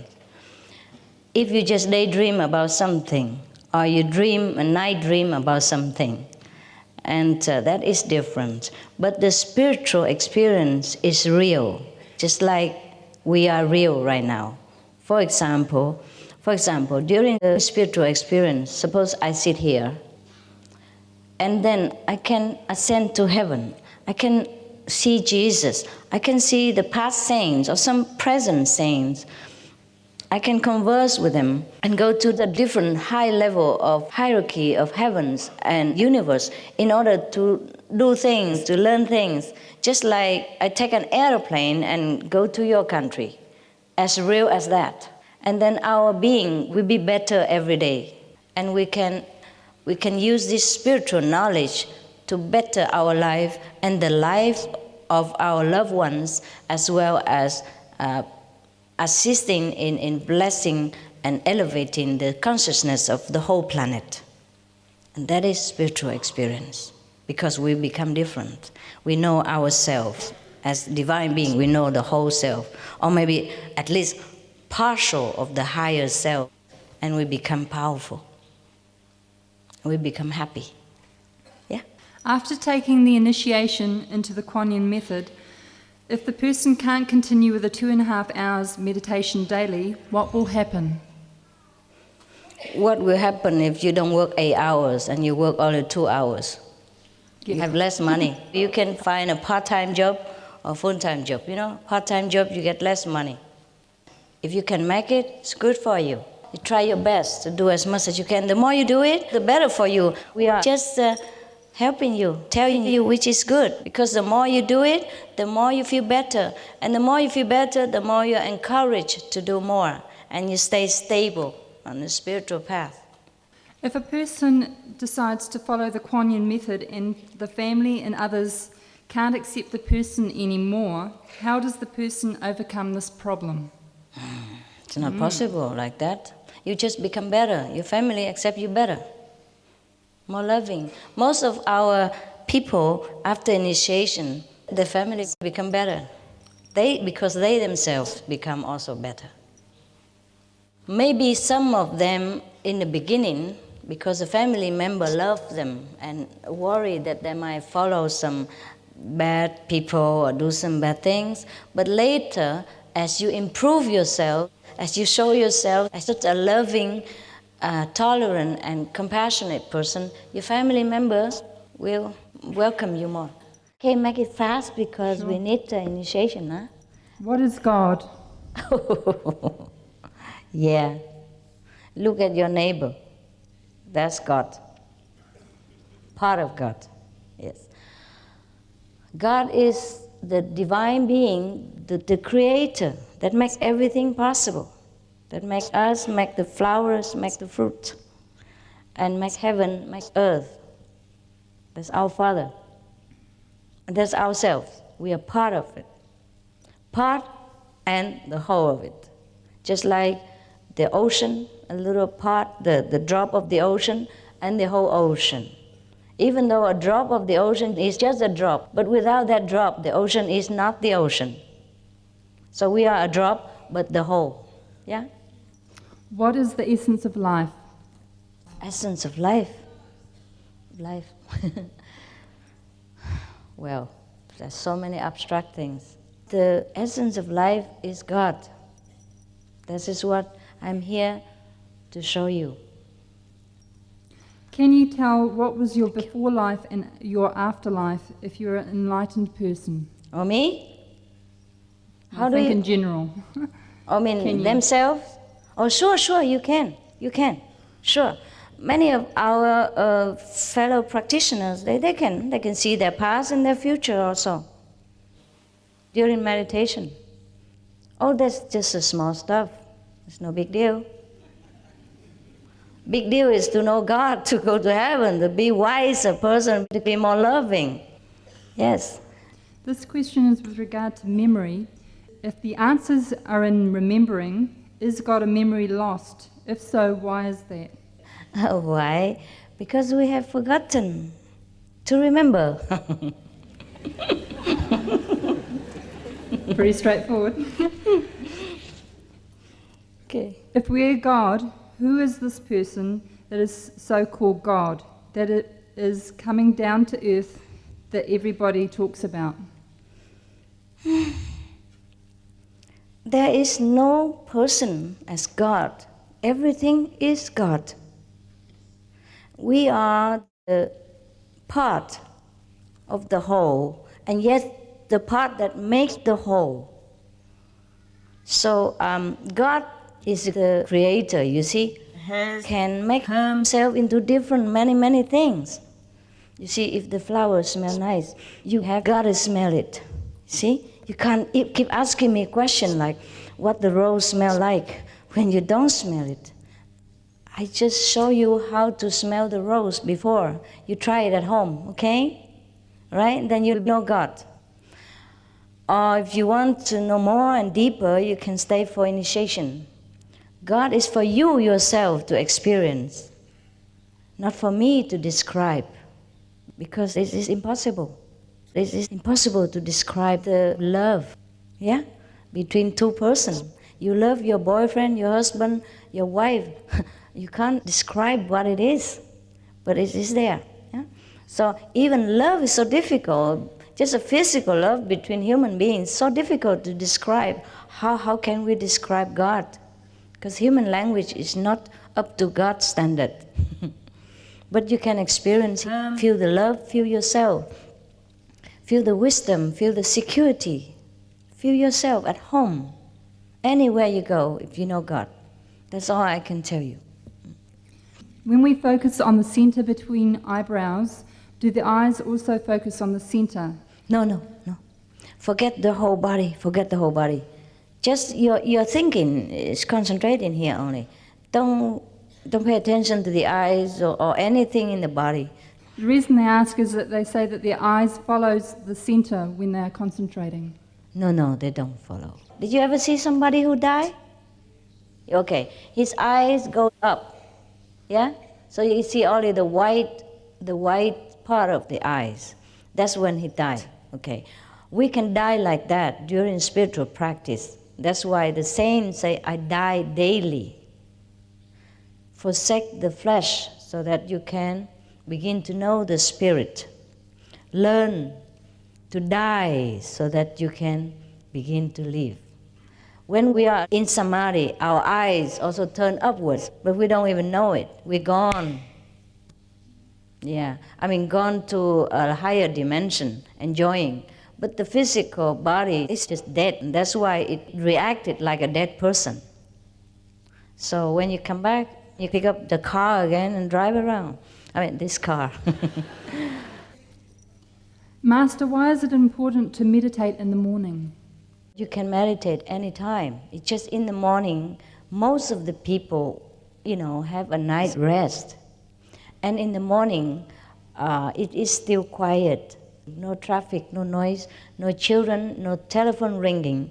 But doesn't mean you have to do it in the morning. I do it anytime. Anytime, on the bus, in the car. Our people, they do it anywhere. Except when driving, please.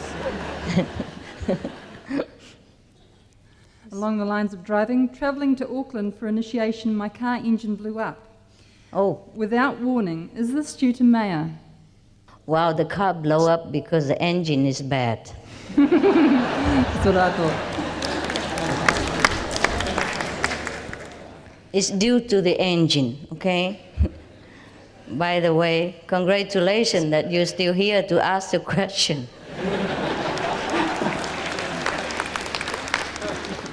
Many of us feel intense loneliness and feelings of the illusions of life. We are so tired of this, nothing makes any sense when we feel this way. There seems to be no point in anything except a desire to go home. Yes, that's right. We do feel that sometimes. Most of us feel that. It's just that because life keeps us so busy, we just have to drive on. And this very important question about our true home and about our great spiritual self-being is sometimes swept under the carpet, but it's always there. Every one of us wants to go home. I sometimes sense the guidance and presence of the ascended masters. Can they really help humanity from afar? Oh, sure. We are all one. So if you are enlightened, they are affected. Yeah? Can you imagine before, a long time ago, after the Golden Age, our planet was all destroyed and not too many people survived. Can you imagine the state of human beings at that time? Everyone was kind of groveling in darkness, and they all affect each other. We all affect each other. And that's why we were the way we were. And now we have been practicing year after year. Now our planet's become better. You don't feel it? You don't feel we have progressed? You do? Or not? Yes? Yes. Not saying that you come and practice a Kuan Yin method or have experienced heaven. Even you haven't not. You can feel that our planet now has different energy. Different. It's more happy, it's more open, and very léger in French, léger, very relaxed, huh? Yes. And human beings are very different from before a kind of few decades ago. And our technology, science, everything is just blooming so fast. It's very amazing what we have discovered lately. Can you imagine the email and all that, internet, and wow, this is incredible. So many other things that you don't know, they have already developed. Should we love our enemies?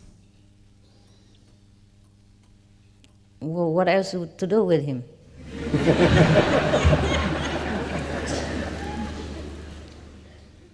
Yeah? Practical question. If you kill him, his wife might kill you, or his daughter and son will continue forever. So we better love our enemies. It's the best way to kill him. Yeah. If you love your enemy, he becomes your friend, and the enemy is gone for good. Yeah? And you have more friends of his family, his wife, his kids, and his relatives, his friends as well. Make one friend, you have many friends. Make one enemy, make many enemies. So we lose business if we hate the enemy. What happens if I break precepts after my initiation? Whew. Just like asking me what happened if I have an extra affair after I married my wife. How shall I answer you? Make up your mind, okay? Nobody is here to force you. It's only you, yourself, and you, and God. You make a covenant with God. You say, okay, I make you my priority. I will do anything to know you. I don't need all these stupid, things in order to survive. I can live without them. I can live without killing my neighbors. I can live without telling lies. I can live without drugs and alcohol. I'm strong. I don't need this substitute of intoxication. I can have divine intoxication. I can live without having to, to have sex with every man or girl that walks by. Yeah, make up your mind. Present yourself as a being you want to present. If you are the one who likes to present yourself to everyone else, oh yes, I am the one who tell lies. Yeah, I'm the one who always drunk and take drugs and all that. I'm the one who convert neighbor's wife. I'm the one who kill, who murder people. If that is the way we want to present ourselves, then go ahead. It's your choice. But if you want to present yourself as an enlightened being, as a wise person, as a happy being, as a helpful, compassionate, loving, truthful person, then there's that choice. You see, there are two choices. It's all your choice. It's not my precept. It's the way of life. It's a choice you make to present yourself to the world, to God, and to your own self. When you look in the mirror, what kind of person you want to see, okay? No precepts. Don't need precepts. You know what you want to be, right? If everyone is Buddha, why does everyone feel miserable, not happy? Yeah, because they are miserable Buddhas. They only know that miserable part, they don't know the other happy part, that's why. Yeah. Okay. That's why I ask you to be enlightened, then you become happy Buddha. Although I understand the reasons for some people to be vegans or vegetarians and the health benefits, etc., I believe that meditation and enlightenment is for all, regardless of diet, customs, and can take whatever form necessary for each individual. What is your answer to this? Cool. Cool. We all go eating pork and cow and become like, zoo Buddha or something. We house all these animals in here and make a zoo out of us. You could make a zoo out of yourself. Animals' energy is not very suitable for a spiritual being if he wants to go higher. The higher you go, the less luggage you must carry. And animal energy is very heavy because they love life and they also fear death. Of course, animals are also spiritual beings. They understand. If you are truly, really in a very desperate place and you need food and you talk to them, they will lay down their lives for you. Every one of them. It's just that most of us, we kill without mercy. We kill without reason. And we eat just for the sake of getting fat, I guess. Not even getting healthy, excuse me. Yeah, and then spend a lot of money, go to club and diet and, jumping up and down. Spend a lot of money and time to get all this poison out of the system later, and then go to hospital, get needles, get knives, and get electroshock and all that, just because we eat too much what we should not do. Besides, all lives are one. So if we kill someone, it's like we cut our finger. It's just that we are blind right now. We don't see, we don't feel. Just like a finger is numb, we don't feel the nerves. But we do hurt ourselves whenever we hurt anyone, even plants and all that. It is the minimum that we could do to survive, and that's why we eat vegetables. But vegetables, they have less fear, you see? They have 90% water. And if you cut one stem, they spring 3, 4, 5 more. So sometimes you even need to cut the head in order for the plant to grow bigger. So this is more logical, that we could rely on them to survive so that we can develop ourselves spiritually, but not without permission from all these plants. If we cut a plant or tree, we talk to them first. That's what we do. Say, I'm sorry, we need you with your permission, and we are grateful. And that's how we should eat even vegetables. We should be grateful for everything that we take physically from this life, because we're not making any of them. We just take them. But we must meditate in order to bless it, to bless the planet, so that it will grow back in abundance again.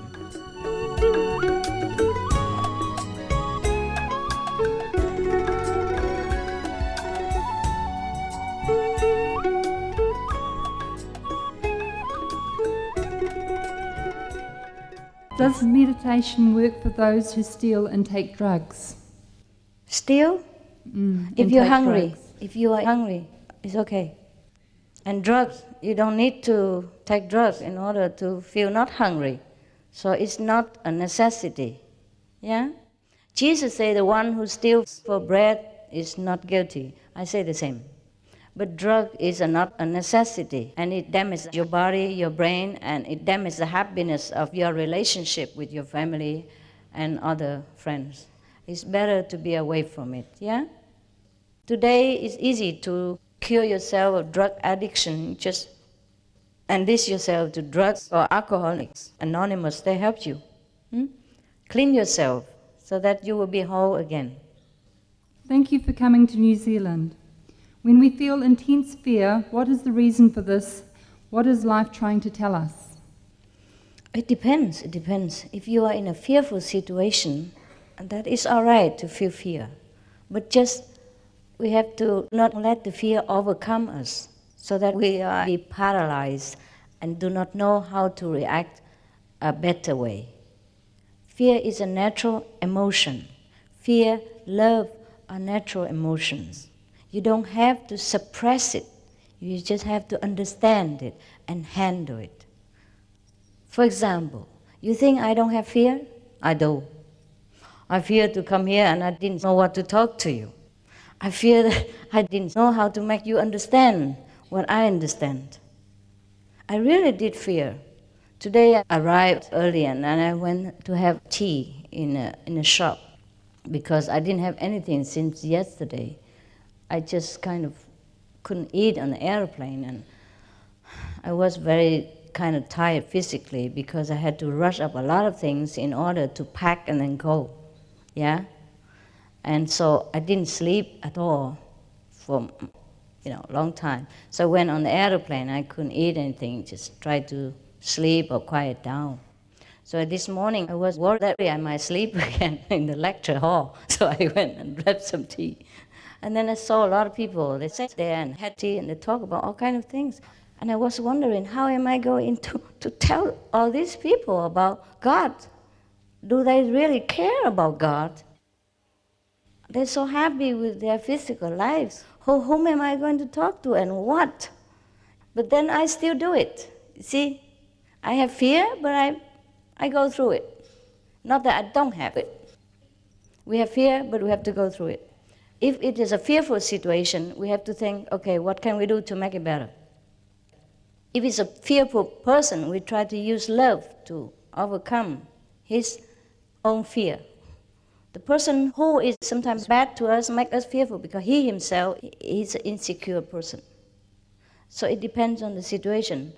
Anyway, even if we have fear, we must calm down and think, okay, I have fear, but now what must I do in this kind of situation to get myself out of this fear? You have to take control of yourself to get rid of the fear. Take control of yourself means, okay, deal with the situation so that we become secure better, and then the fear will disappear. We cannot suppress the fear. We have to deal with it, make it better. Oh, are we okay with time? Because people need initiation. Well, whoever likes to have a deeper spiritual instruction and deeper, more commitment and wants initiation should leave and go out and I would say register yourself so we can call you later. We will know your name and call you later. And after this finish, we initiate here. Here, right? Here, then we have to clear up. Even though we can stay forever, but the people will sleep here if we stay too long. All right? How many more questions? Oh, there's at least another 30 here. Wow. 30. 30. That takes a long time. Just go through fast and the important ones first, okay? Okay.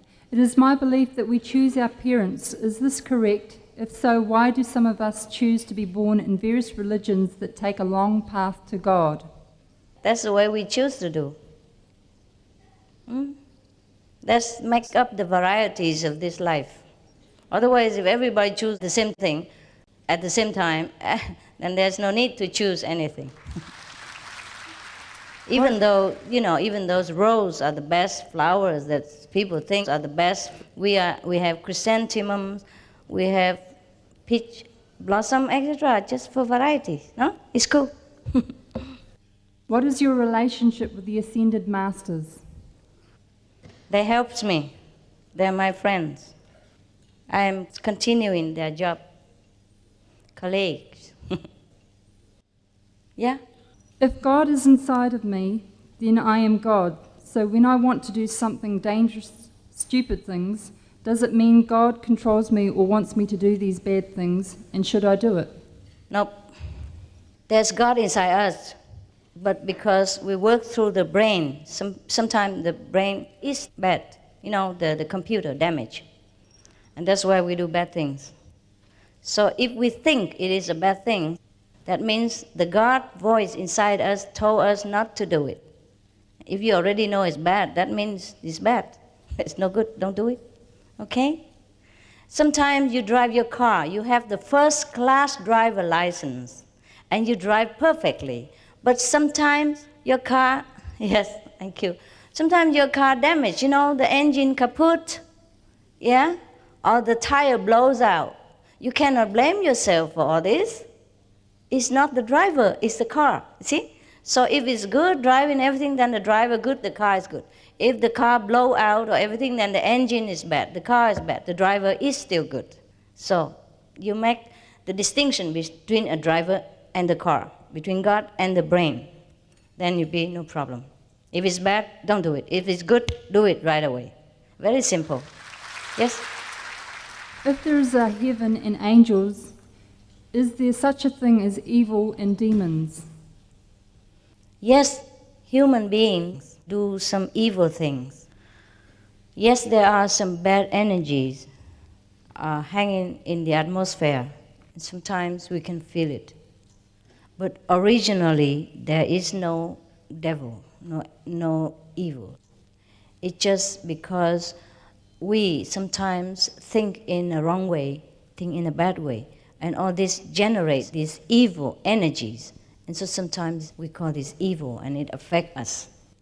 What do divine love and human love have in common? Human love is a part of divine love, yeah? A small part.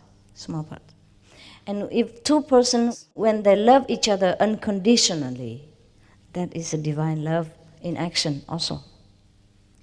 Do we go through many lifetimes and collect karmic debt along the way? Does reincarnation exist? Yeah, it does.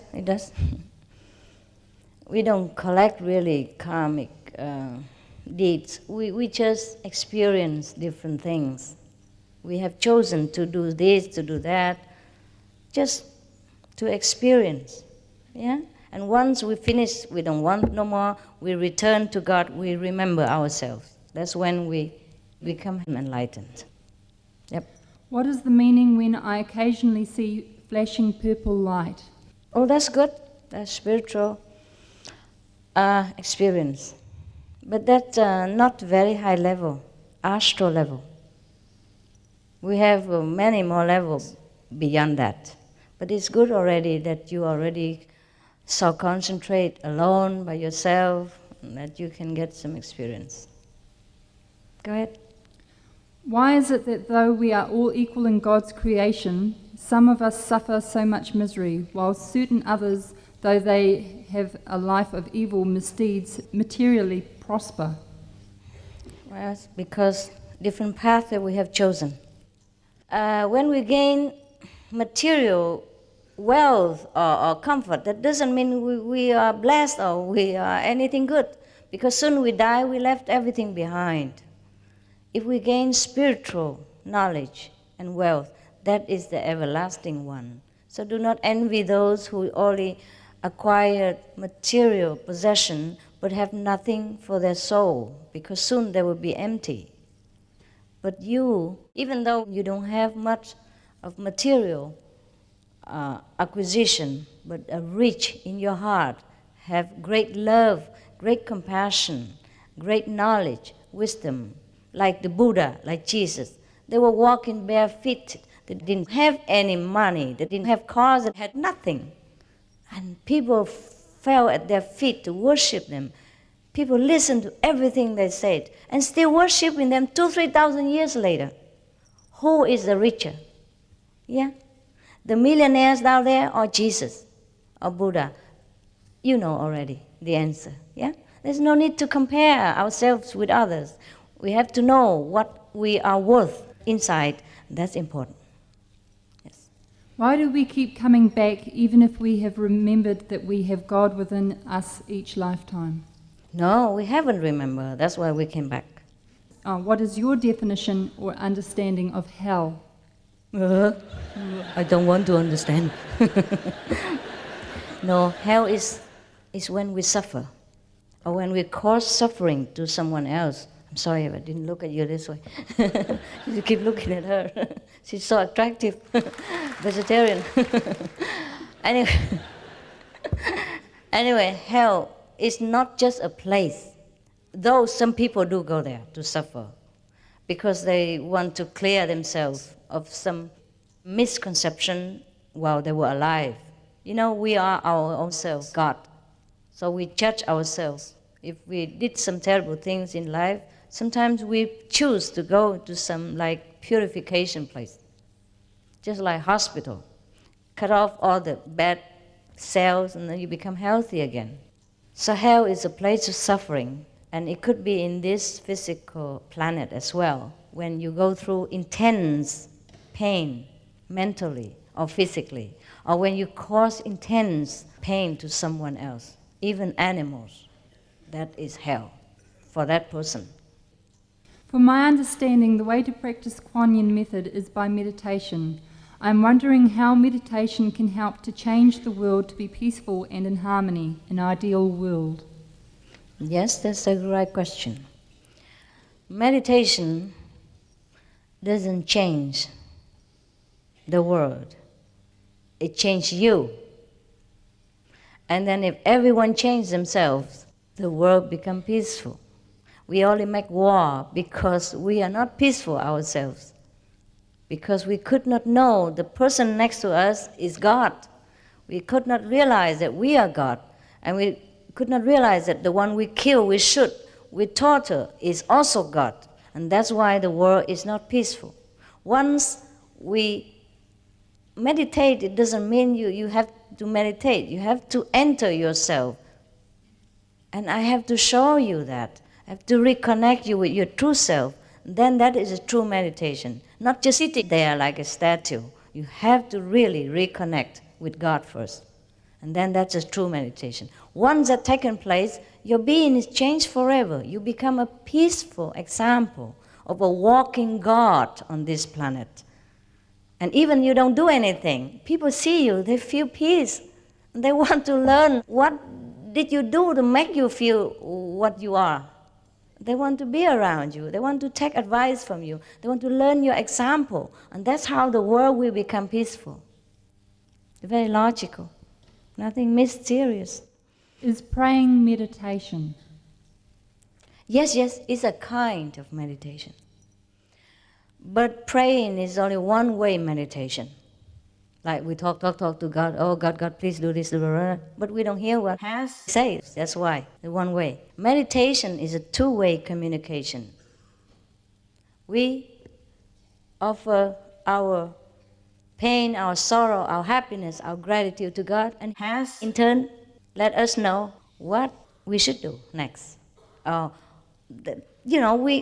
We have communication, we have connection with God. And praying is just talk. Yeah? One person. We don't hear what God say at all. Meditation, we hear. We know. Has guides us. Has brighten our lives with 1,000 suns inside. Has make us shining, loving, wise, humorous, beautiful, inside out.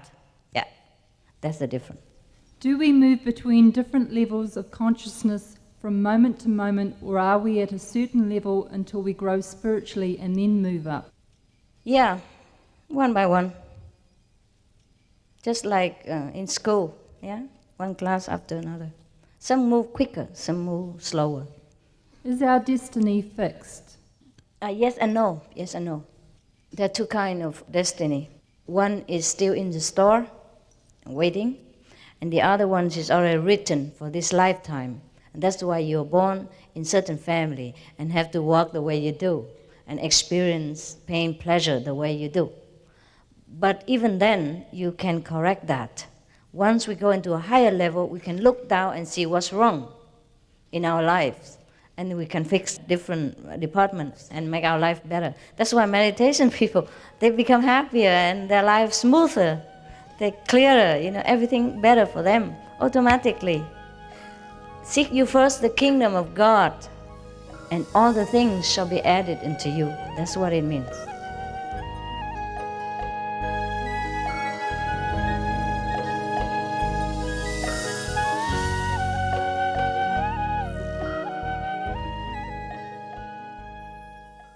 Can you please teach me how to love?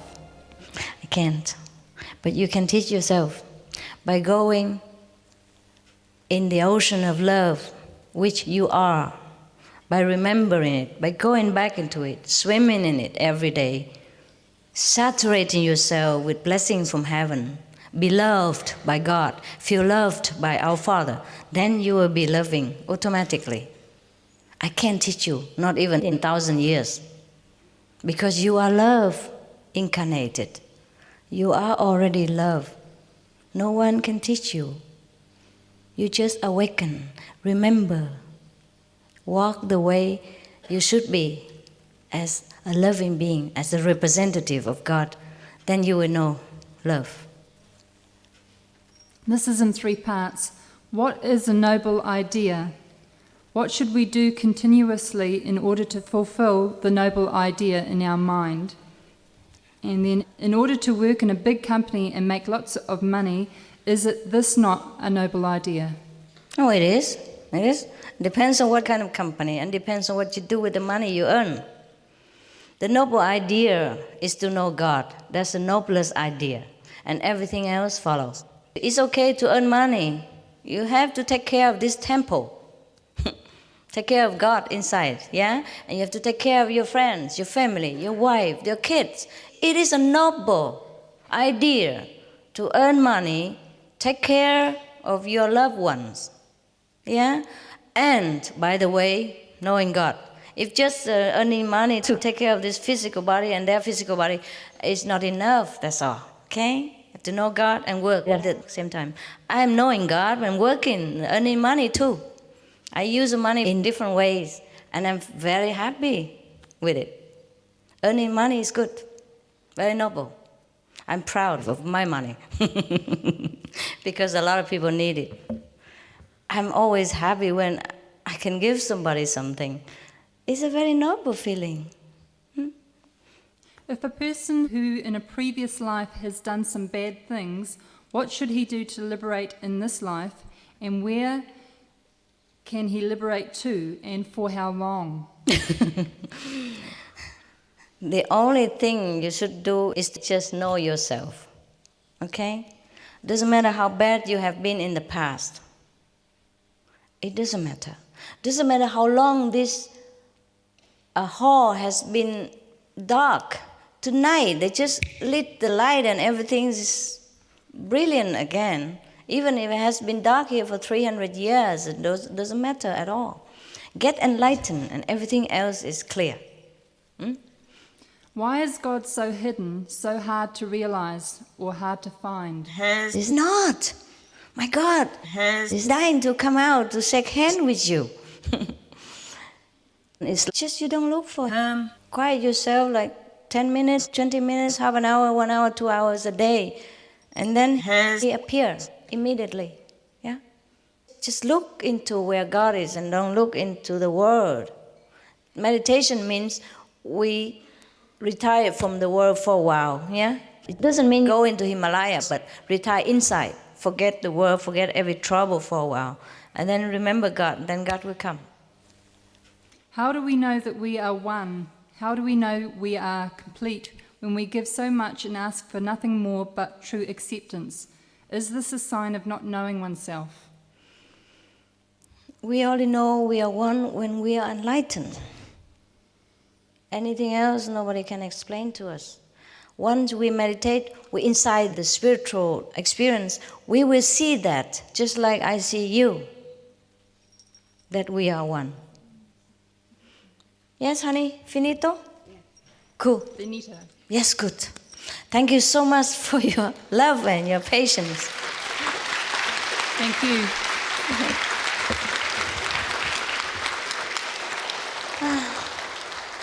You are wonderful audience. You can take some fruit if you like to. You've been sitting so long, maybe you feel tired and dry. They are yours. Thank you and God bless you. God already does.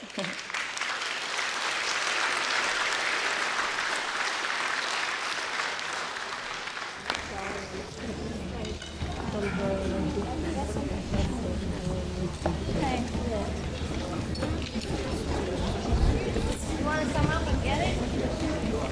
You want to come and get it? Yeah. Yeah. Oh my God. So many. Come.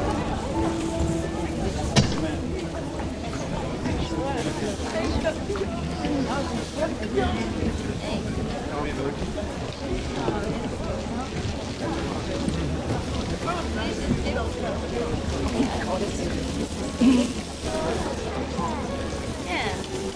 Want some? If anyone is interested in learning any of the 2 meditation techniques taught free of charge by the Supreme Master Ching-Hai, would you please make your way now to the foyer, where the working staff are most happy to guide you through the registration area. Wait. Inviting with the banana. Yeah, baby.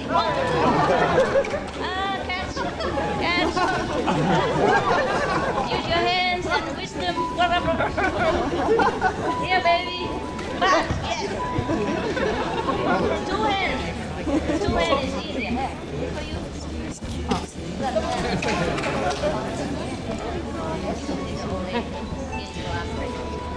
I can't give to all, okay? Just symbolic, all right? You go up and get it yourself. Yeah, the kid. Yeah, darling. Hey.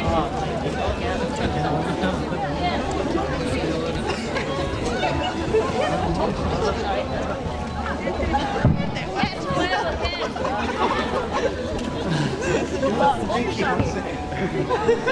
Oh, that's good. Lady, here. Here. Let her. Oh. They are fire and then the apple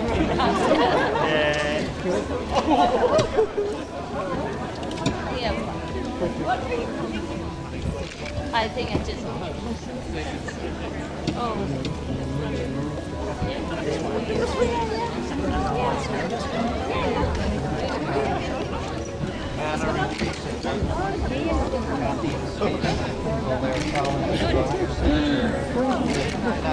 Hey, Father. Giving her, but they sent her off to travel. Wow.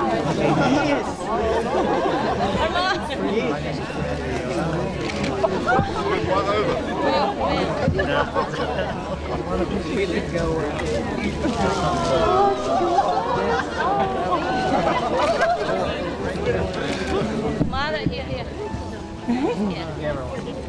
Mother, here, come. Hold your hand up. For you. No, for her. Hold your hand. Here. Okay. That's okay. Wait.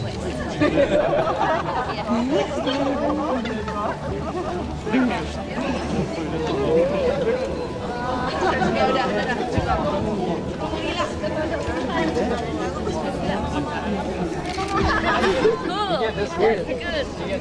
This is fun when you get one, you know. It's not about apple, it's just lucky.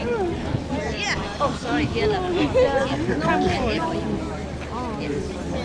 I'm sorry I couldn't reach everybody. Yeah. No problem. Yes. Oh, again. Again. Yes. Give it to him. Can you bring the box to give to him over there, please? Here you are. My God. Oh, no, I'm sorry. Let the old lady legend take it. Here you are. Here. It's for him. Yes. Anyone? Elder people first, please. And unable people, yeah, don't push them. Yes.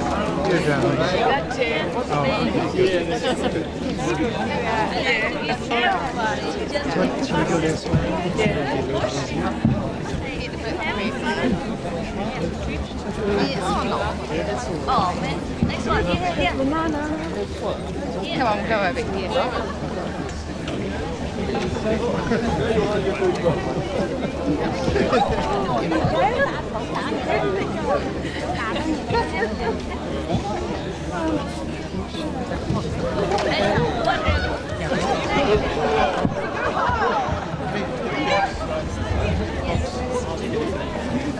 Where are they?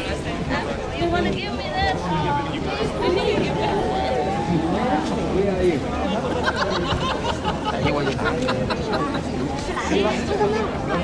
You didn't know. Here. Orange here. Okay,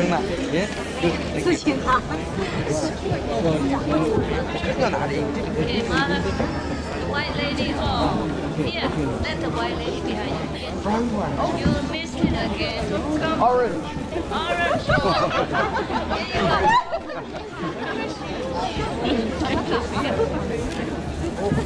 you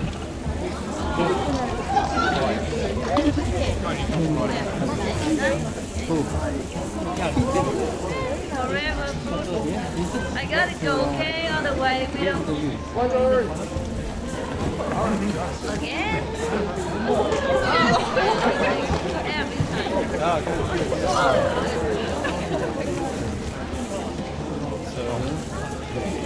Please leave them to me. I gotta go. Okay, come here. Wait, oh, this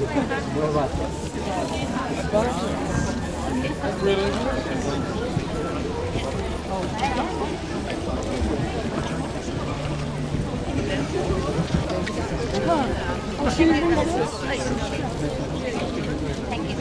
I will just drop it and give it. Please, for you, help yourself, please. It's just due to time, okay? I would like to.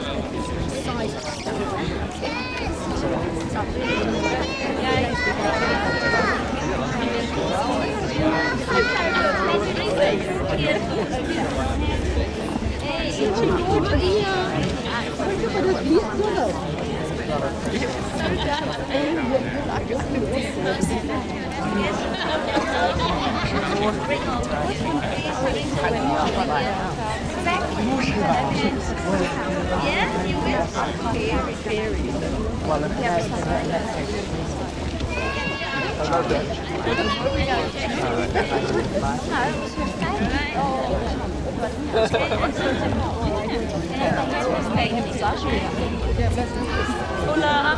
how are you? Belong to the band? Yeah. Solo. Challenge. Thank you. Thank you. You have to see it in order to believe it. Okay. That's true. Thank you, darling. Seeing is believing. And then you help yourself. Yes. You okay?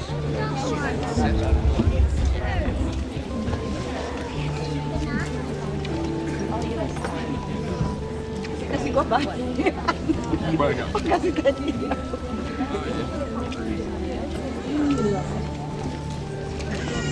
Yes, they are yours.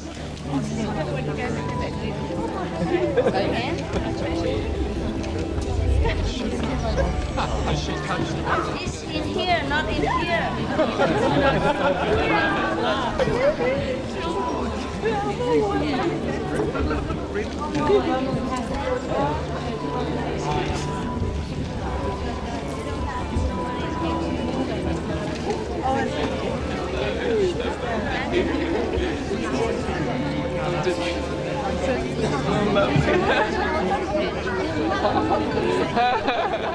You're welcome.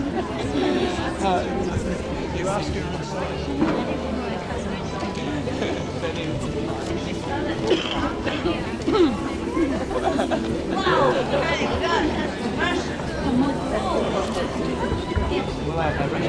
You guys are yours. Yeah, one more chance. See you after. Yeah? I come back here. What's that? Please, all this to leave. What people do for money because it's a wrong perception. Actually, we should not need money. You're right. You know, but just in this society, it's already established by money. So we have to earn money to use it, exchange with something more loving. Otherwise, money is no need. In a higher society, they just exchange. You know, like you make potato, yeah. You make potato, I make apple, and we exchange. Yeah, that's the best way. But I can't change the world in 2 minutes. I work with it. So that is much powerful.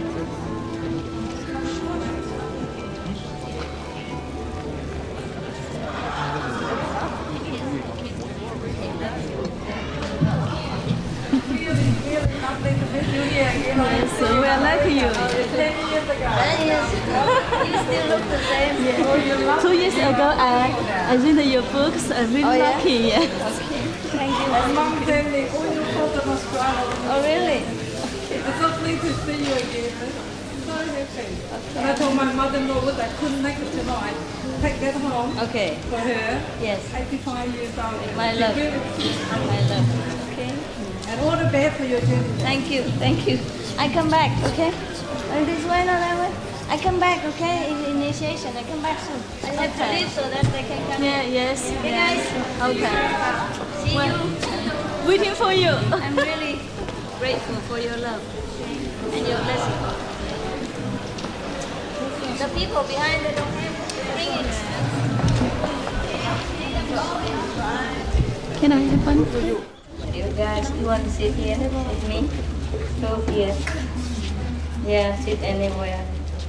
You look like a monk. Baby, come here. Here, you want some cake for your mother? No? Okay, well, then sit there if you want. So cute. So nice of kids to do this. So nice. Later we share, yeah? We share all this, yeah? Make it dry and hang it there, yeah? Okay. Some people put them in tea. I don't recommend because some flowers, I don't know if they're safe. Thank you, darling. Just take some candy here. Once, sit if you want. Here, take the flower and put it over here. Put it here. Hey, baby. Yes, thank you. Yeah. You can help yourself to the candy here if you want. Thank you. She said, wow, beautiful. Oh my God. Thank you so much. Thank you. I'm sorry, guys, that you didn't come to the stage, but here it's fine too. Yeah, leave it there. Let me blow something. Ooh. Ooh. Ooh. They like it. Ooh. Oh yeah, he likes a cool one. Yes. How come you are so good? You know why you are so good? Because you are me. Yeah.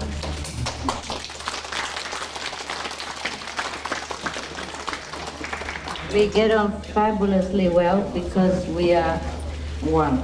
Huh? Right.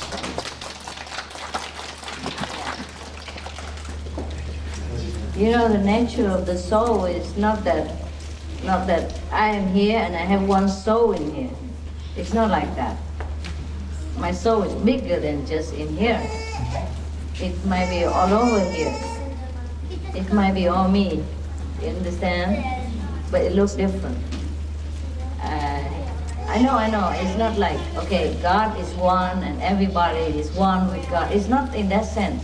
It's in a sense that one individual can have a great soul that encompasses many so-called bodies. Understand? So we can happen to identify just like each other. Just like sometimes we have two persons who think exactly the same thing at the same moment. That is because that is one soul.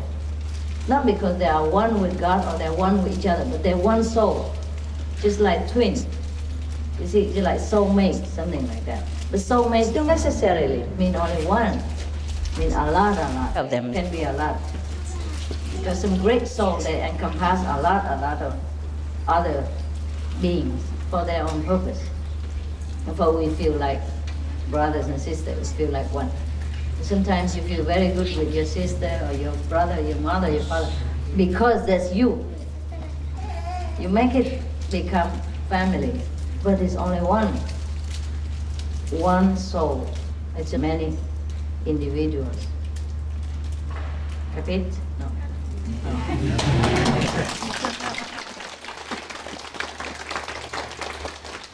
It's all right. But that's why sometimes we say, I have affinity with that person. Or she's my soulmate, he's my soulmate. Because it's you. It is really you. I mean, that's your individual soul group in one soul. See what I mean? Apart from that, we are one with God and one with everybody else. We have also individual souls which can house many big group of people. It's just one soul. But it looks different. No, no capito, huh? No. Never mind. It's okay. You do understand. Yes. So that's why sometimes we feel so good with a group of people. See? The more we are with them, the more we feel strengthened. Because we are at home with ourselves. We are together. We peace together. You see? No wonder, huh? No wonder we work so well, huh? Can you imagine? You and me, huh?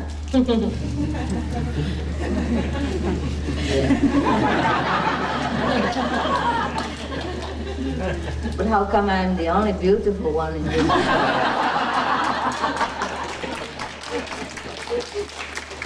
Don't tell anybody.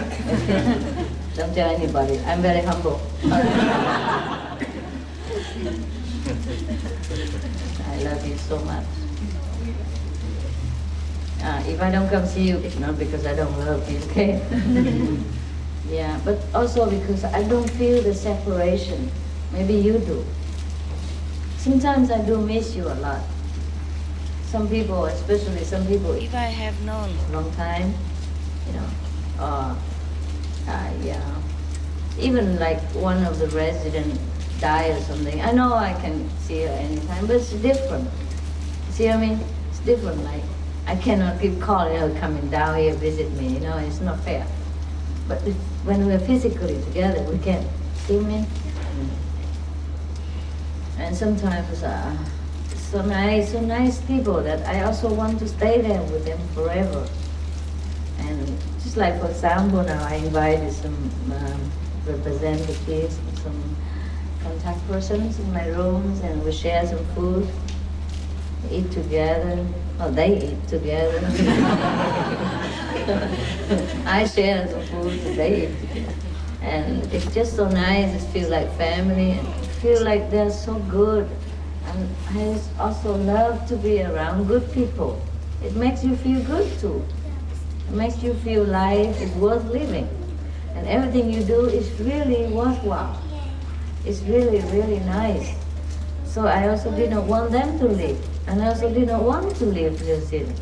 I just get sentimental like that. And perhaps you do feel like that when we are not together. Huh? Then in some moments like that, I understand how you feel. But otherwise, most of the time, I don't feel the separateness between us at all. And I do not feel that the world needs me, even. I told you that many times. But it's difficult for you to understand.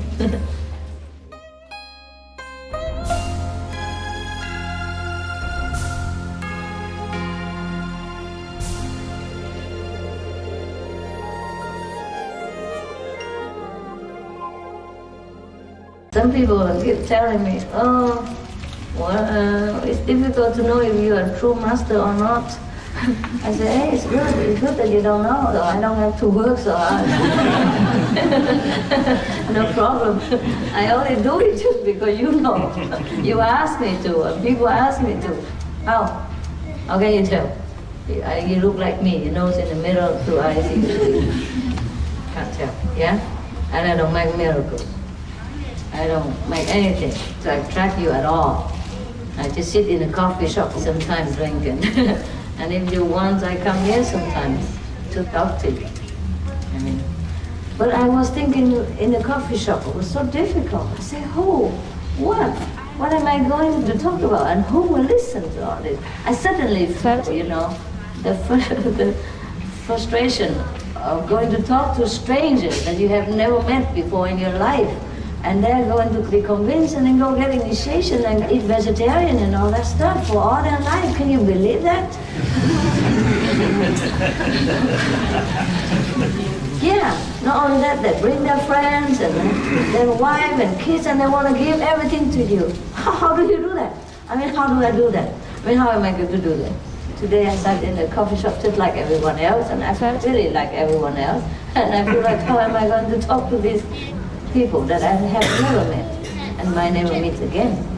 And they don't even know anything about spirituality, no vegetarian experience, nothing. Maybe now and again they eat, I would say, French fry, that's what they call vegetarian because they don't want to eat anything else. Or like the Chinese people eat morning vegetarian and the whole day. For example, like that. Like morning Buddha and the whole day take a rest, vacation.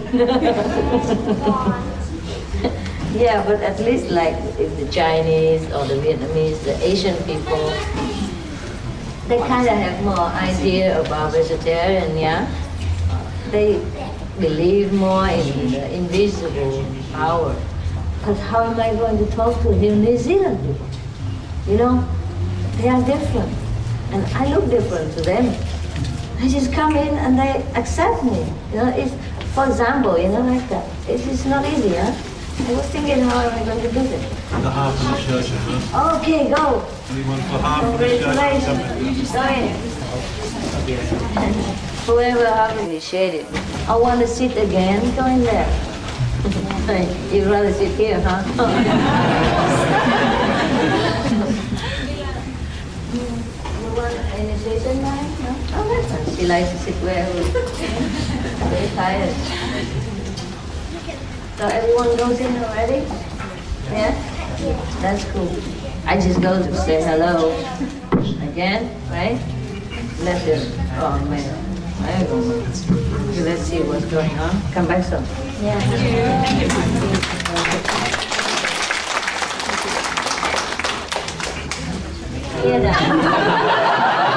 Leave her alone. Leave her alone. Leave me alone. Everyone talk like that.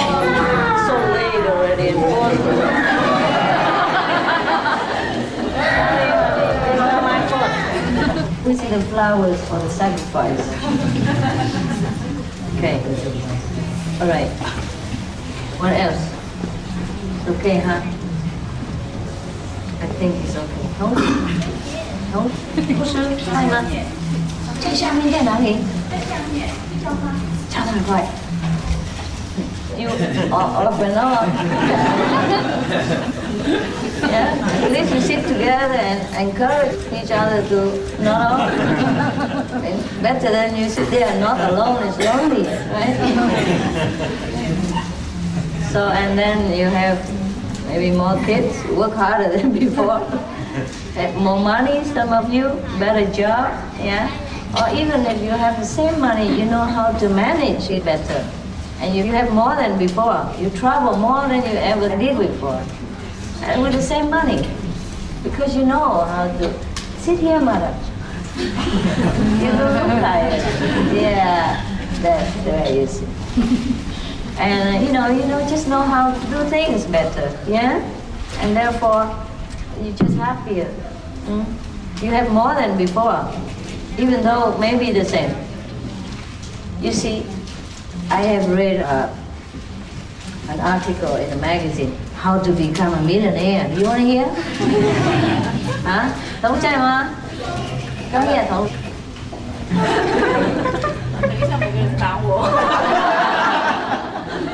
Để quảng cáo quay trang. Okay. It is very logical. People, we give a lot of money away. Huh? Not a lot. For us, it's a lot. Yeah. Well, actually, it is also a lot. Millions of dollars is not little money in this world. Even though we can't compare to Bill Gates, we are different Gates. We also Gates. What in Phạm What in Phạm means the gate. Yeah, the gate to heaven. Yeah. The gate to the word of God. So anyhow, we also gate, yeah? We also donate a lot of money for our capacity. Yeah, and other people also think a lot. I mean, not a lot compared to a lot of people of the World Bank, but a lot for what we earn, yeah? For the ordinary action of people.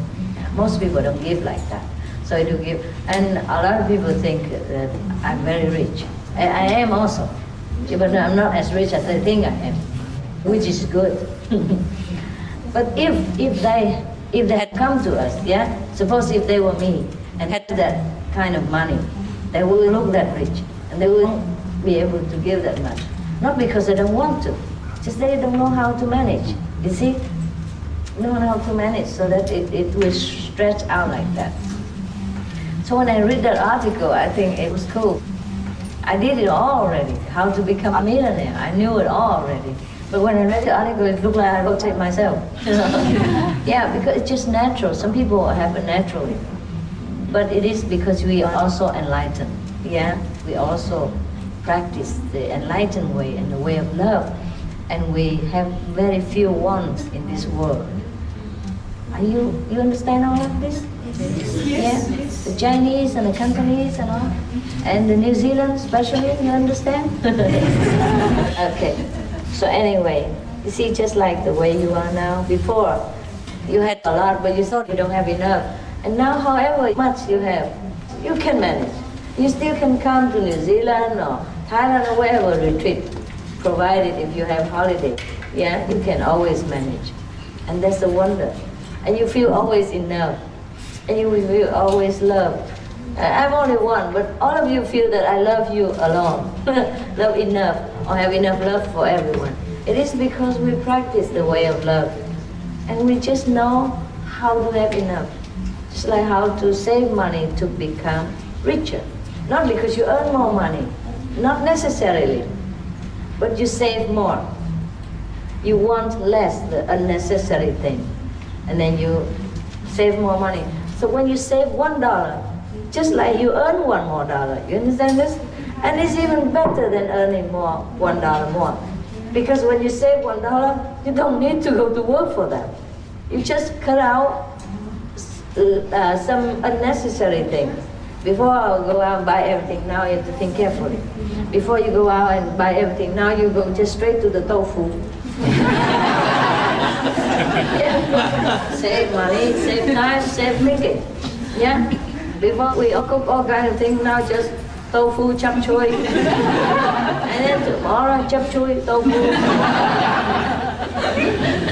Yeah, simple, huh? Simple life. Yeah. And before you go everywhere, maybe you need to book a hotel for yourself and your husband, and it's just a lot of money. Now you just pack a tent. Come out there, yeah, cool, fresh air, natural. Oxygen a lot around you. When you come under the tree, come on the grass. Feel good, light, and economy also. Yeah, and we live together, we're happy. We don't need to stay in a big hotel to be happy. In fact, we're happier than when we stay in a big hotel. Yeah, because we have common ideas, interests, we love each other, and we just feel so good. And the nature, air, and the food, healthy, make us feel so good. You see? The money you didn't earn more. You don't have to earn more money. You just know how to live your life, because you have only one life, this life. Whether I say the truth or not, you have heaven or not, or you have reincarnation or not, this life is all you know, right? And if you don't manage well, you cannot live freely, and you cannot feel happy about it. You have to do what you really want and what is good for you. Of course, you will tell me, then you can do anything you want. It's not true. What's good for you is what you should do. Vegetarian is healthy, right? Meditation calms your nerves and makes you more bright and clever and loving. That's good for you. Yeah? It's not that you do anything you want. Of course, we can do anything we want, but what's good for us, that's what the clever people would do. Saving money is better than earning money. Anything you save is like you earn, except that you don't have to go out and work for it and pay tax on it even. See? Anything you earn is yours. And then you can do everything you want. You can give yourself something you like, or give to the needy people. That's what we do. We do all the time. I do also. What I tell you, I do. I don't always do it so that it's written in a magazine. Most of the things I do are not written in a magazine. It is written because some people happen to be there and knew it and wrote a report about it. Or it is official, you know, like a concert, and everybody has to know. That's how it is. Otherwise, I do it every day, every time, every chance. Sometimes one of the attendants laughed at me. He said, "Master, how come McDonald's meal is so expensive? It's the most expensive restaurant I have ever seen." You know why? Because when we went in there, we saw some homeless people. They were looking for garbage. And I gave a, like $500. And that's why I said, my God, just eating some French fry and 2 cola, that's it? $500. So he made jokes about it all the time. He said, okay, next time when you say you want to take me out, I know which is the most expensive restaurant. So I took him to McDonald's, and we always share whenever. Most of the time we see homeless people, they hang around there, or they look in for garbage, and I cannot bear it. So I give them some, and I give what I have. So he made jokes. He said, what? We eat only 2 French fries and 2 medium colas, and then we even have to serve ourselves and even stand in line. It's so expensive. Like, because in first class restaurant, you sit there, you have napkins and everything, and the waiter comes, and serves you like a king. Then you pay just maybe $200, $300, $500, depends. But 2 persons, only $200, $300 is already expensive. They say you couldn't imagine McDonald's is more expensive. It just makes jokes. So these things we do because we love other people, because they are us anyway. So there's nothing to talk about, yeah? But sometimes, of course, we write it in magazines because also other disciples need to learn, yeah, from the example. Also, most of the things I do are open, yeah? So people can know. Just so we know the things that we do. Just like you tell me what you do. And so the news report what I do to you. So it just so that we get in touch, like we know each other's way of life and things like that. Like knowing each other. Not to boast for everybody else to know. if to both of everybody else to know, we should put it in Reuters or, like big news company, not just write it in our small magazine. But this is a way of life that we do that all the time. It should be the way of life, and everyone should do that. And I'm very proud of you that you do that all the time. I know that. I know you do that individually. And still you have enough money to spare to come here, to go to retreat, to come see me whenever possible. You see, your life become richer or not? Yes.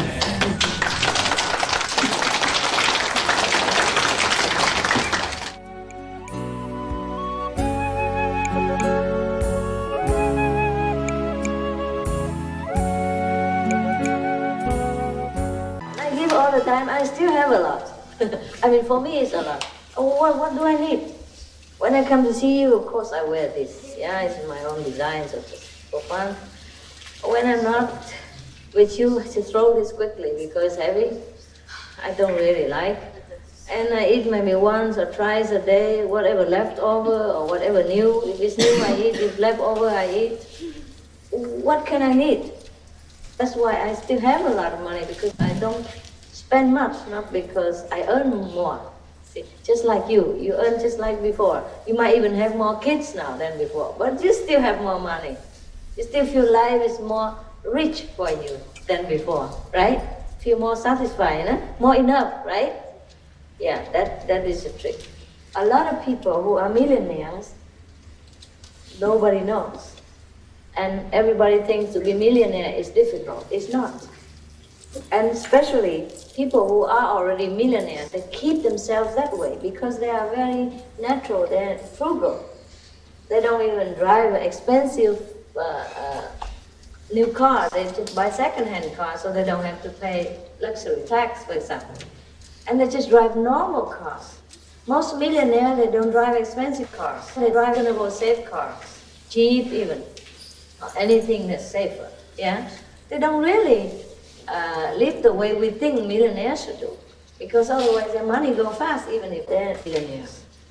So they save a lot, they're looking for ways to save, like they go with what kind of car that use less petrol, yeah, or they stay in some neighborhood or some house that they can afford, see what I mean? So that they don't drain out their savings.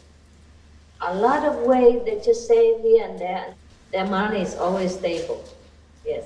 And some people who don't earn a lot but spend a lot, go with fast car and all that, they really have a lot, but a lot of credit, a lot of mortgage and debt.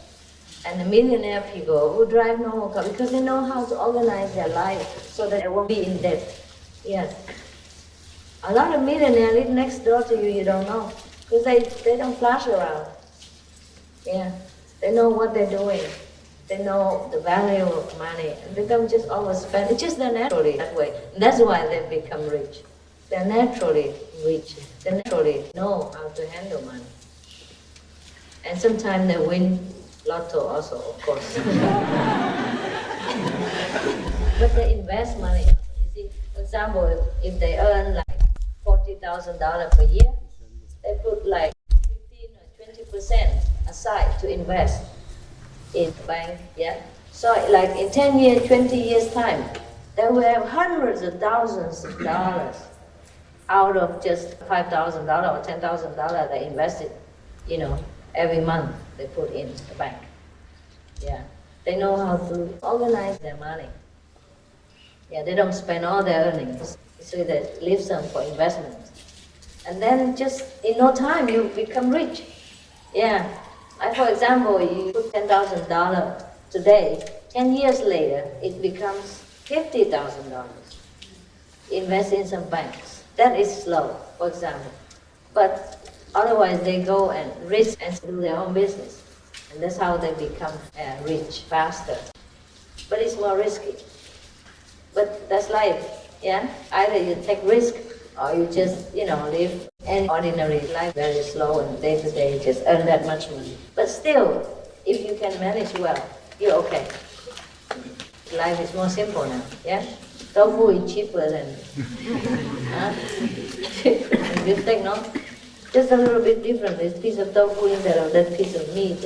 We're healthy. You okay? Now look at the lady, MC. She's so beautiful. Vegetarian. I told her many times to stand by for a photograph. But all of you look good too. And I'm proud of you. You're proud of yourself. Come on, say I'm vegetarian. Look at me. Right? That's good. You're very beautiful.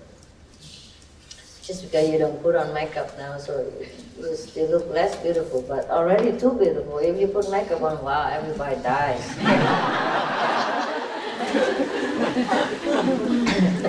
Yeah? Yeah. All your husbands are dying already. You get him too beautiful and they don't want to leave you, huh? Yeah, I know. That's why some of them are so afraid, huh? And you get initiation, they get so afraid. You might become nun or something. They love you too much, huh? Look so beautiful, more and more every day. Some husband already left his wife, and after she got initiation, he came back and said, wow, how come you're so beautiful? Move back in. Yeah. Same with some wife, left already. Didn't want him when after initiation, come back, oh my God, changed, new man. Move back again. No problem. Yeah. Left the young boyfriend, a new boyfriend, came back to the husband because he's more spiritually beautiful now. Once you're beautiful inside, people see you beautiful outside. That is normally the case. Yeah. Okay. So try to fight off all this Romeo, yeah? But continue with your practice. Your life is better and better. I need not to tell you. I'm just saying that in case somebody doesn't know yet, they can verify with you. Your life is an example of love and of spiritual blessing. There's no need to even preach to anybody. Yeah? They just look at your life. The way you walk your life, the way you present yourself to the world, that's just better than thousands of books talking about spiritual issues. You are the book. You are the best example, best doctrine, best religious theory ever present to anybody. There was a story in Mexico. There was a master a long time ago. He's very famous. Professor Crawford, right? A Mexican. He told a story to his disciples. There were two men in the same group, and one was very, very diligent and looked very religious. He went to the church every Sunday, and he was the first one in line to, in any holy activities, and the last one to leave, never missed any opportunity to go to the church. But he never did anything else. And one guy, he never went to the church, but he went to work every day. And he did whatever was his duty. And then whatever he earned, he took care of his family, also gave away to the poor people. Yeah. And he even gave to the church too, to repair the church. So, Quetzalcoatl say that the man who never went to the church, that guy is holy. That guy is already a church himself. But the guy who went to the church every day, he just went there. Because everybody respect the guy who went to church very much, thinking he was very holy. And lowly of the guy who never went to the church. But actually he was going out to take care of all the churches, in his area, whatever he could do. And he sometimes worked extra so that he could earn a little more extra money so that he could give to whoever again. That's what he did every day. So the master said, the first one goes to the church, all right. But the second one, he's the church himself. Yes. So we can be churchgoer or a church ourselves. Yeah, it's up to us. I think all of you are the churches. I don't need to build any churches. So people ask me, why you don't have any church or any temple? I said, I don't need. I have millions of them running around. Yeah. way nowadays is modern times, fast technology. Everything is mobile. Mobile phone, mobile home, mobile car, mobile temple.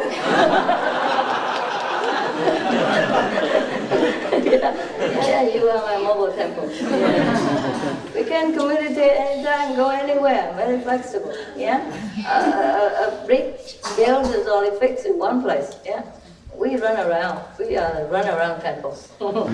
That's very cool. I was thinking of something else. I forgot. Yeah, well, just the same, I guess. But I forgot. It's gone. Sometimes it comes so fast, The inspiration from the Master, God, comes so fast. My mouth can't talk too quick. I already talk faster and faster every day already. If you meet me like 10 years or 15 years ago, I didn't talk like this. I talk like you, like, hello, Master. How are you? So nice to see you. See? Now I talk, hello, how are you? Okay? Okay, fine. Yeah, talk quick, I don't have time, Yeah, I talk on the phone like that too. There's so many things to do. And when I talk, with you, sometimes I talk so fast. That's why we need tape so that you can review and listen. What did she say before? Talking, everybody can. But living what you talk is harder. And you can do all that. You can talk as well, and you can do it as well. And that's what's great about you. I told you I came to make you great. Yeah? Whether I'm great or not, there's no consequence. I'm only one. Yeah. The great master, a great teacher, is not the one who makes himself great, but to make everybody else great. Yeah, right. If your students are good, that means you're good. Otherwise, it's no good. No use. Huh? So, whether I'm great or not doesn't matter. As long as you're great, it's fine. And if by your grace, by your greatness, I become also great, then thank you very much. I like that too. But to tell you honestly, if all the world was enlightened and nobody even ever wanted me, I would be happy just to be a private citizen. It's cheaper. Cheaper. Less work. Less work. Less trouble at the airport. Just pass through. And even if the officer, are not nice to you, you can talk back. When you're a master, you can't. You have to be gracious. Always calm and cool and be good. And, yeah, fine. Even if it's not fine. For example, yeah? And you pass through without no problem. Before I passed through any airport, no problem. Now every time I pass every airport, check if I have a spare heart. Carry it in my pocket in case. Talking about speaking the truth. So I tell her, here, I'm the Supreme Master, let me pass quickly. Give me 2 visas instead of 1. See what I mean? You can say everything. I have to be careful what I say. Because I need to come here to see. Anything I say wrong can jeopardize our meeting. See what I mean? Can stop me or return somewhere else. For example, like that. It's not very easy. So, I'd rather not to be master. Not because I don't love this job, not because I don't love to see you better. It's just if I don't have to be, it would be better even. Yeah? If the world is already heaven, everyone is good, then better even. Better. Okay. All right? If you see me around, don't run to me and say, Master this and Master that, okay? I'm travel incognito. I forgot what I want to say. I guess I'm sleepy. I got to go. Okay, guys? Not because sleepy only, but this time, yeah, got to do things. What time is it? 3, 4? 12 only?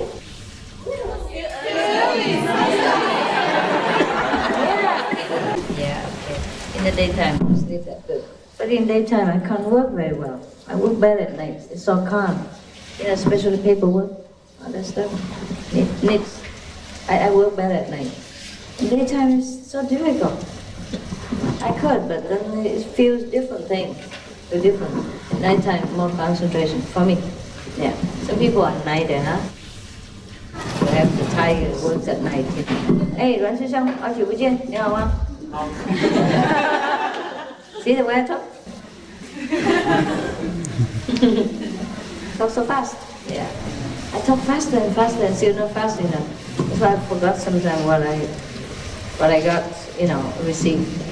But it's okay. You know everything already. There's nothing that you don't know. You just want me to talk. Yeah. You love to hear, see me, that's all. No matter what I say. Okay. Babies. I see you around. Yeah. Okay. I get well and rest a little and work a little for the next. Okay, guys? But we see each other, huh? Sure? Every time it's very difficult to leave you. I want you to know that. I want you to know. Because you think only you stay with you forever.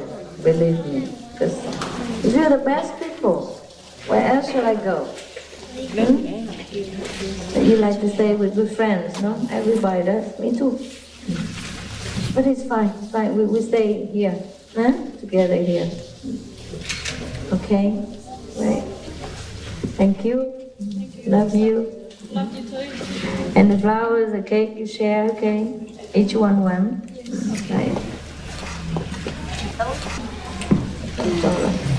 Love you guys. Love you. Don't push out, don't push out.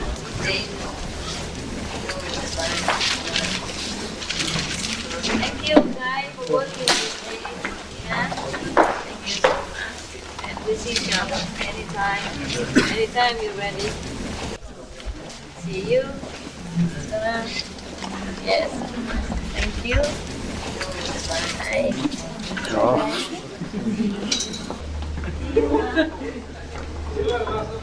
Yeah.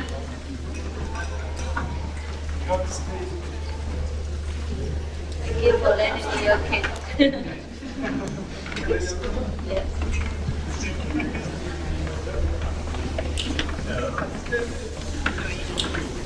Alright, which way?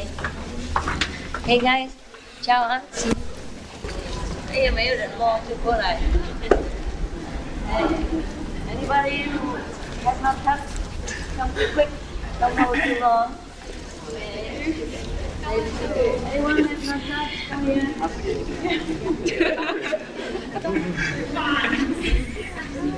Like kids. Yes, like that. Shame on you. Okay. Kid. Yes. Kid. Alright.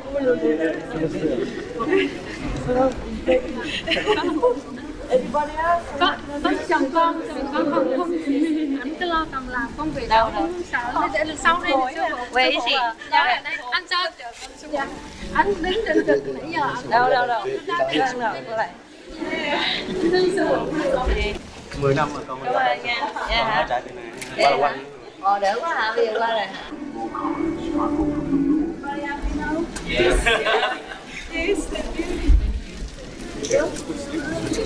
Anybody have not touched the law in the book? So that your heart is happy, not that you're not happy. You are very geological baby. Touch my hand and my heart. Okay. Yes. All right. Okay, guys. Happy people.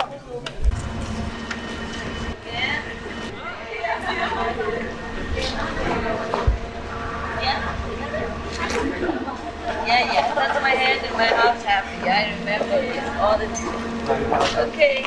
See you, darling. Thank you. You're lovely. Thank you very much. Yeah, got it again.